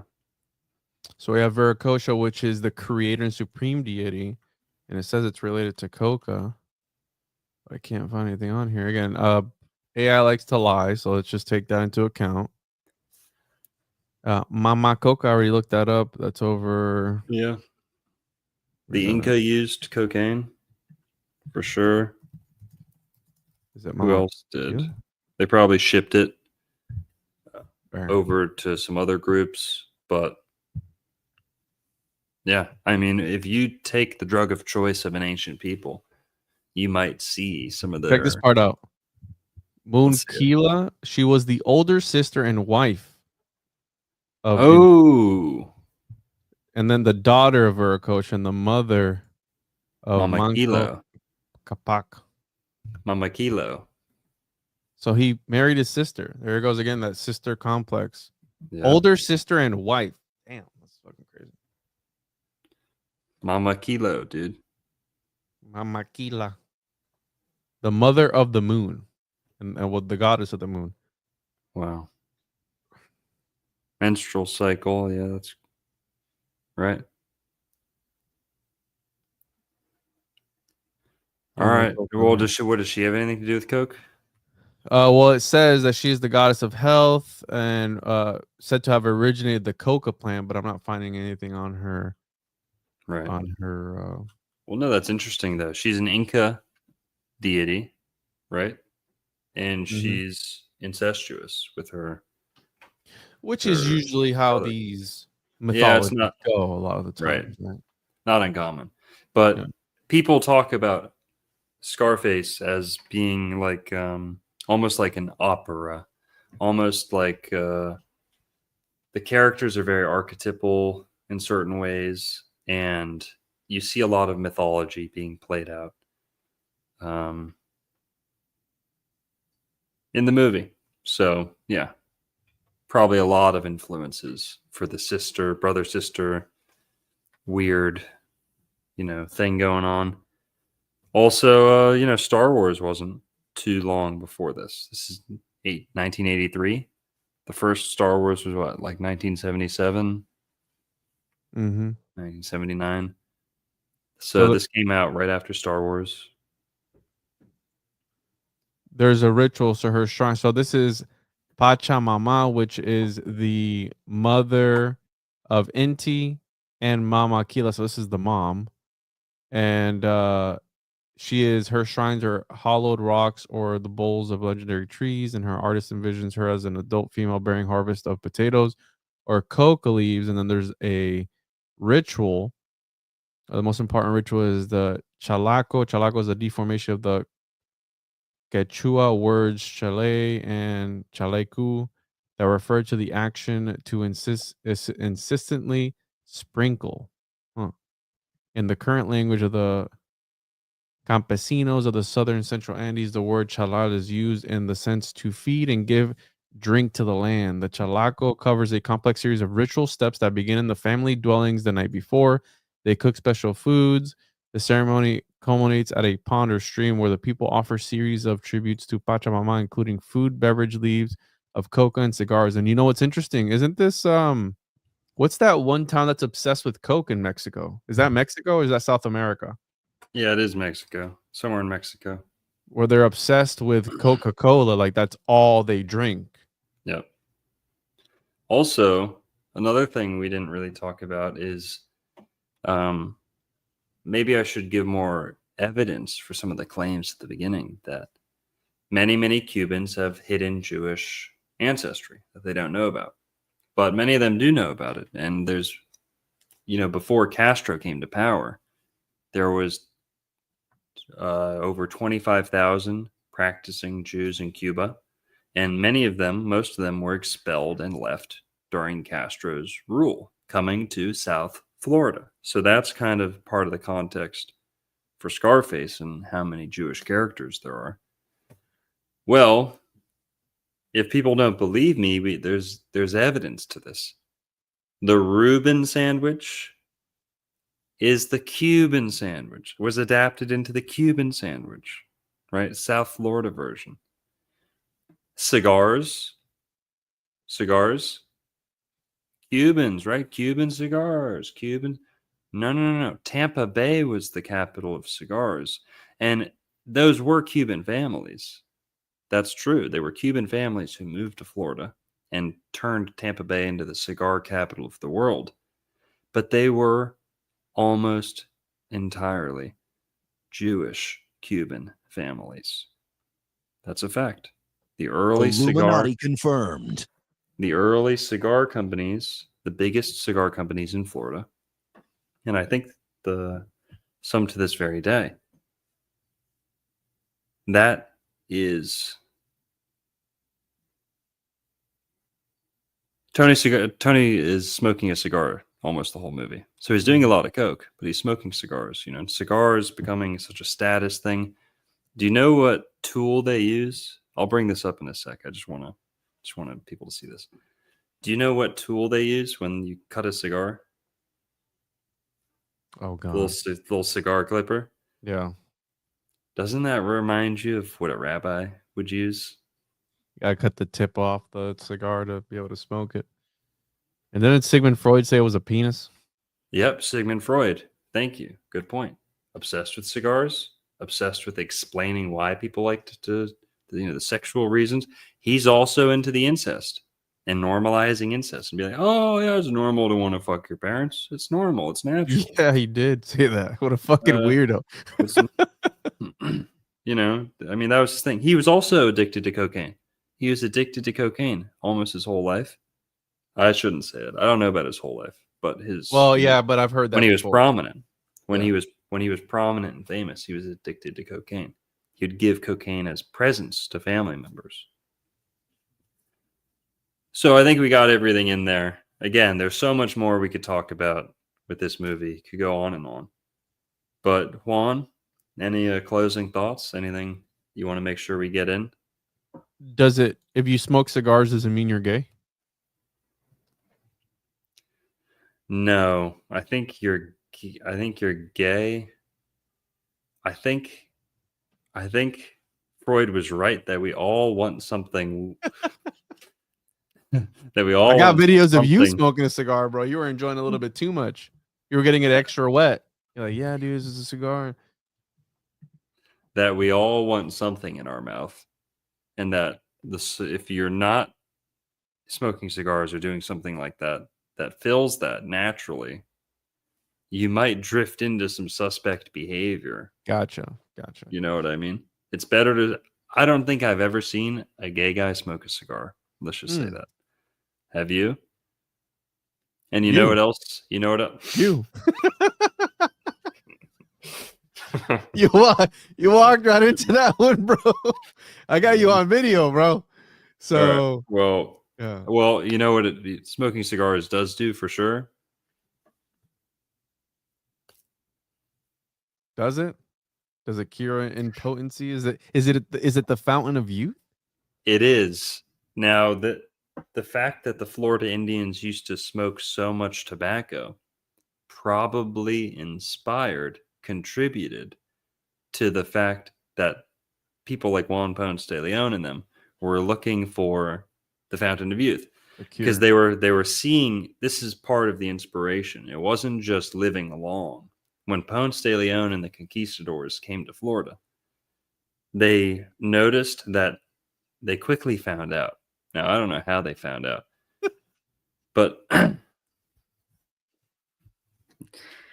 so the conquistadors quickly found out that in Florida 500 years ago, there was no such thing as erectile dysfunction. So 500 years ago, when the Spanish showed up, they quickly realized these guys have never heard of ED. They don't have rock hard all the time. Yeah, it's not a thing. They were reproducing. This is something that was written down about the Timucua too, was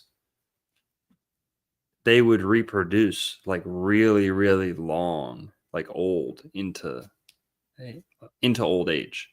Yeah, so they kept their potency, yeah. Yeah, the mothers would have kids like after 50, like it was no big deal, right? And then the mom or the dads could be super old, like 90, having kids, no problem. That was probably due to tobacco. The Florida Indians, they're drinking a ton of that sacred, fresh water, spring water. Black drink. The original. They're doing black drink too, yeah. But they're smoking a ton of tobacco. The women a lot of times would smoke it too. And the men did not have erectile dysfunction. There was no such thing in Florida 500 years ago. Maybe that's just the good food, no processed foods, no, sailor rations, like fucking old maggoty, like boat food, that's what all the Europeans were eating. But there's something to that. And then, Tucker Carlson says this, is famous for saying it, that when you use nicotine, it does increase your blood flow to certain parts. So rock hard. Now, I don't think that's true for cigarettes. Cigarettes decrease. Now, I'm not going to say in my experience, because I've never smoked cigarettes, but people smoke a cigarette after having, it's like the taboo, like in the movies. Oh, they're smoking a cigarette. Maybe is it to calm down? But I mean, I think they were definitely smoking tobacco, but they were smoking that pure shit, right? Like the directly, they probably were cutting it off, one day, the next day drying it out, putting it together, and they were just getting the real deal stuff, which is a lot more potent. And I mean, smoking a cigar too fast will make you sick. Like it will literally make you throw up. So it is, strong shit, especially when they're growing it out there. How you said the times, less Mhm. pollution, less things. So it was definitely probably a more potent strain, and Mhm. it's gone downhill from there. So it makes sense. These dudes pull up and they're like, man, this dude's rock hard all day.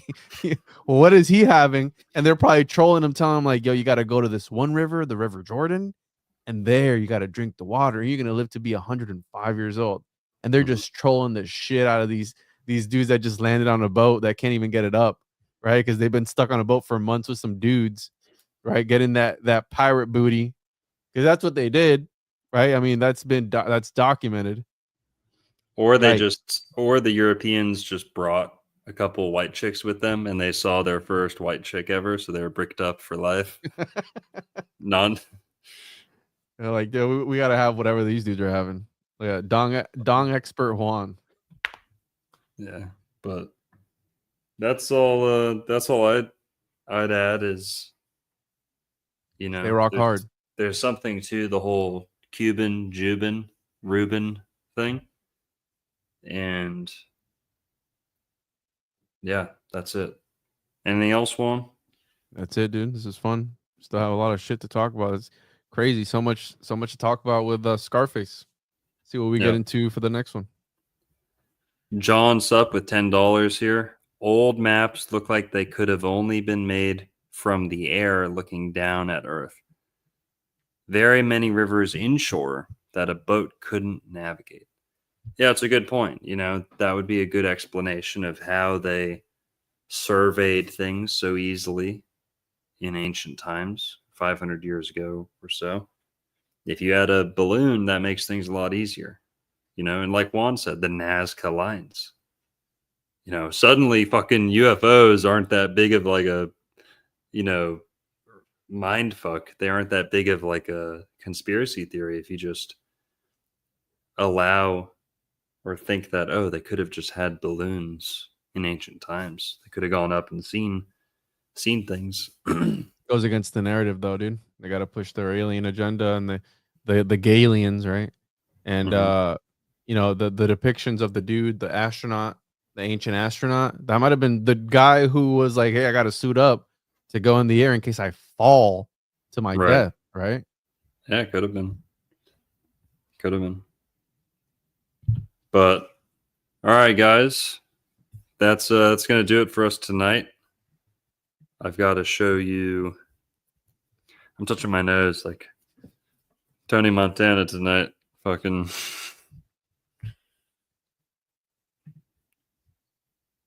What are we doing next? Let's do that movie that we just talked about. Uh, Black Sunday, I think it's called. Yeah, Black Sunday. All right, cool. That shit's crazy. Guys, before we hop off here, 450 you in the chat. I think we hit 500 for a little bit. Always grateful to everyone out there. So many of you probably working hard all day, real jobs. Juan's got a real job. I've got a kind of real job. Not real, not nothing crazy, but I've got another job. I work at the bookstore. Juan's got a real job. He's got a real family too. And all you guys I know take time out of your hardworking day to come spend Hang time with out. us. Appreciate it. It's all fun. It's learning, but you're choosing to learn. You know what I mean? So we appreciate that.